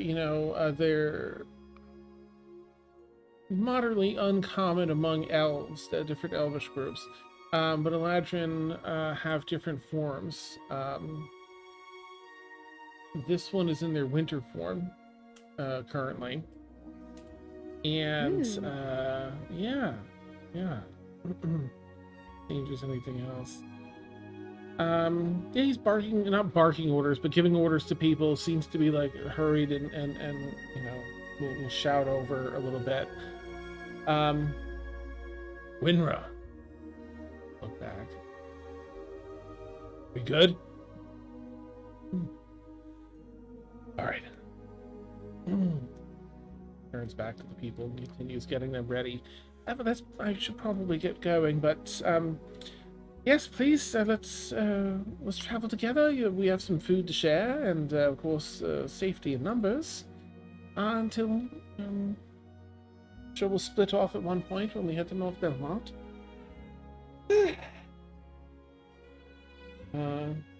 Yeah, all right. So anything for any of you before travel across the expanse?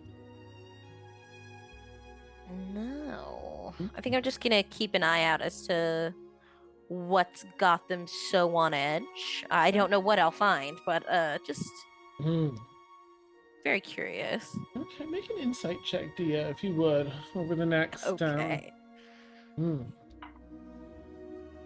Percentage. Big ol' 3. Oh no! Last thing I heard of Avalon was that they had a bombing, so maybe that's why. If they're from there, maybe. That was a while ago, though. That was like 11 years. 6 years? 6 years. Or 6, I don't know. Yeah, so there go. All my I know, information is time's 6 years old. Do I? This is a reach. Do I recognize any of these people? Just in case, I have to ask. You wouldn't recognize any of the people specifically. I think when she mentioned the Red River mercenary group, you would have known of them. They run through actually I feel like Dia would recognize them too. They operate moderately heavily out of South and North. I guess it's more North Belmont. They used to operate heavily out of South Belmont until North Belmont was founded. They moved their headquarters up there for a little less lawfulness up there at the time. So they're popular. Yeah, they are often used among merchants to get things done. Okay. Yeah. Yeah, so knowing that, I'm just gonna be like, let's go back to the group. So I'm quite uncomfortable staying for an extended periods of time with them. Well, they seem fine. Personal reasons. So as quickly as we're able, if we could extricate ourselves, but we're just going in the same direction. I don't know how the rest of you feel about it, but I don't like them. I don't trust it. Why would they go, if they're going from Avalon to North Belmont, why would they go along the roads and not the sea. Fair enough, they are a mercenary company. They operate in gold. They should have been able to. Perhaps it's to do with what is Levon. Their paranoia. Something about it just doesn't sit right with me. I just Right. don't trust anything. So So standard rules: don't take any food or drink offered. yes. We'll keep our own watch. That sort of situation. Yeah. I think Excellent. that's good. Okay. Right. All right, so we'll say that you're very careful. You know, again, like you say, you're kind of stuck traveling in the same way, in the same direction. I think that Winra is going to be very open with you all too, and like honor that you don't want to partake. She'll know. Like, okay, I get it. Like, there's all this going on. She'll probably also let you know, like, that Louvain is nervous of now losing sight of a party traveling with them, so they're gonna sort of match pace, so that you don't have to camp down together. And, I mean, you do whatever you want, but that's like Louvain was like, okay, they're trying to hurry, but they don't want anyone sort of. I would even pull Winra to the side one night as we're like setting up camp or whatever, if I could, and just say, I'm just gonna ask her, if you don't mind, I grew up in South Belmont. Why would the path from Avalon to North Belmont be across the land and not water? This Oh, seems odd to me. there was something.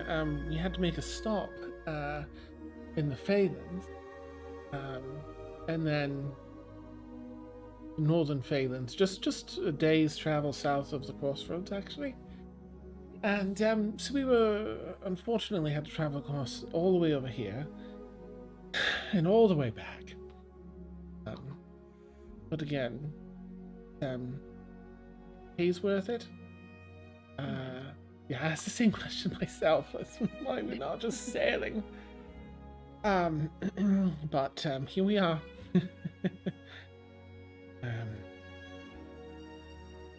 Can I? Does she have any? Can I do a vibe check, basically? Yeah. Mm-hmm. Cool. Absolutely. Yeah, do an I insight trust with her, advantage. Yeah. Yeah. Ooh, with advantage. Say it's been maybe a few days where you've had enough time to get that advantage. And... I don't know why I rolled physical dice, but I'm glad I did, because that's a 24. Oh, nice. Yeah, she seems to. That's a really good roll. So she seems to, be genuine in those feelings of like, oh, we had to come over here. The pay's worth it. You can get the sense, catch the sense of unease.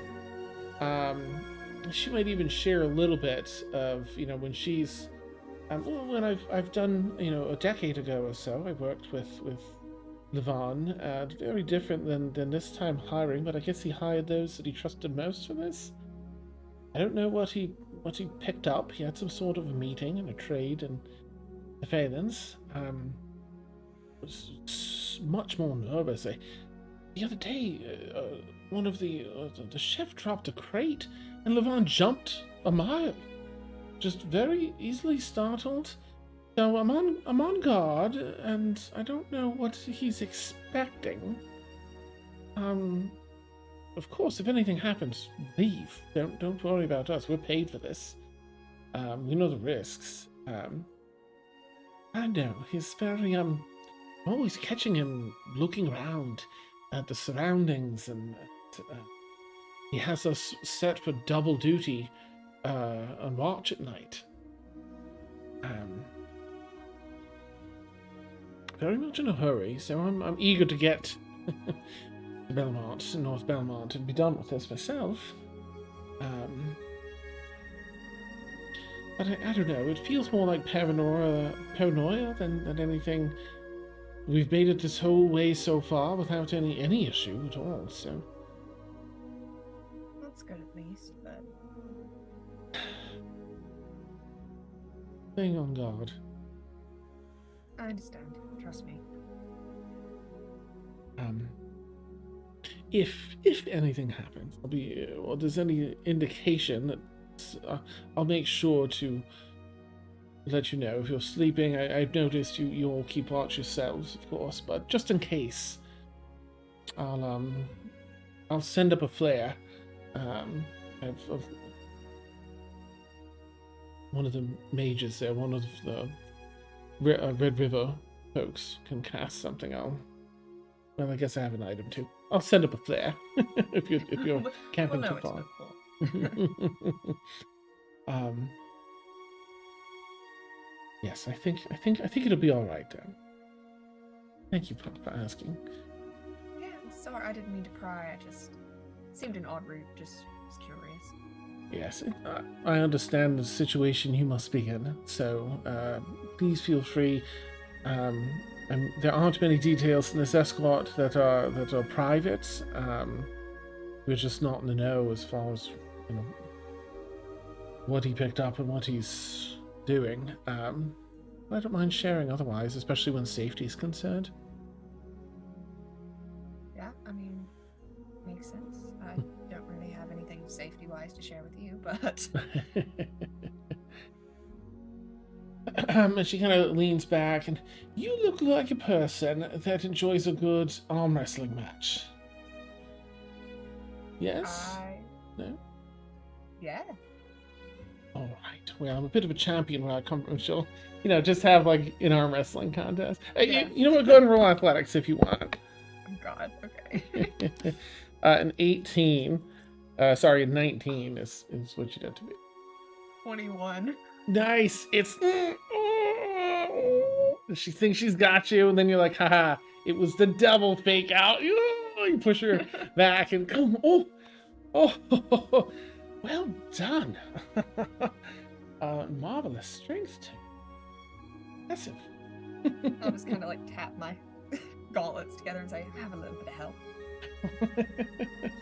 Well done. Good game. Yes, well, and I think at that point, Luvan comes over and, sorry, to you, Tuna. Sorry to interrupt. Winra, I'd like to, get everyone set to make all haste in the morning. I'd like to double our pace in the morning. And, we can say goodbye to your friends and all, but I'd like to double pace in the morning, get to where we're going as quickly as we can. And she kind of looks up. Of course, yes, very well. Right. Gestures, just a nod to you, Tuna, like to acknowledge, and turns and heads back. Oh, that's such a shame. But I guess we'll be getting destination sooner. We're getting paid sooner. Yes. Very handsomely. The temptation to retire after this is real. But well, please say, farewell to me on my behalf to your friends, please. And I wish you all the best. Safe travels. Yeah. Thank you for I would say match. find me in whatever town, but I don't know what town I'll be in next. But I'll keep an eye out if I ever go back to North Belmont. I would love that, yes. Next time I see you, if I catch you on my travels, I'll be sure to buy you a drink. I'll owe you. Absolutely. For your victory. Right, well. Good night. Good night. She heads off, and yeah, in the morning, sure enough, Levon has them double pace. They give they feed and water the horses plenty, and they've got a couple of carts that they're all traveling in, and they double pace, and by the end of the day, they're out of sight.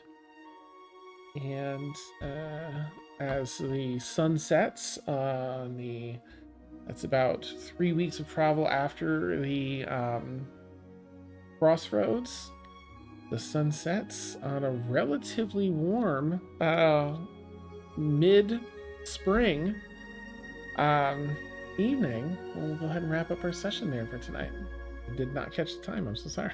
Sorry, I made it run late. Oops, no, it's my bad. I completely missed the time. I got so sucked into everything. It's so fun. But I'll try and be on better behavior. Okay. Well, thank you, players. Another amazing night. Thank you so much.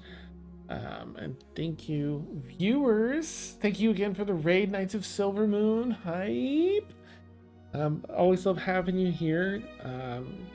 For anyone watching that did not come with the Knights of Silver Moon raid, be sure to hop on over and check out, give them a follow, check out their content. They've got a lot of fun stuff. And I'm so sorry, multitasking Dan. You have been watching, for anyone new, I'll first say that if you have fun, consider giving us a follow. We've got D&D across the week, and that way you can be alerted to our content when it comes up. But tonight you've been watching Sundered Faete. It's our newest campaign. Lots of high fantasy and drama and shopping. Oops.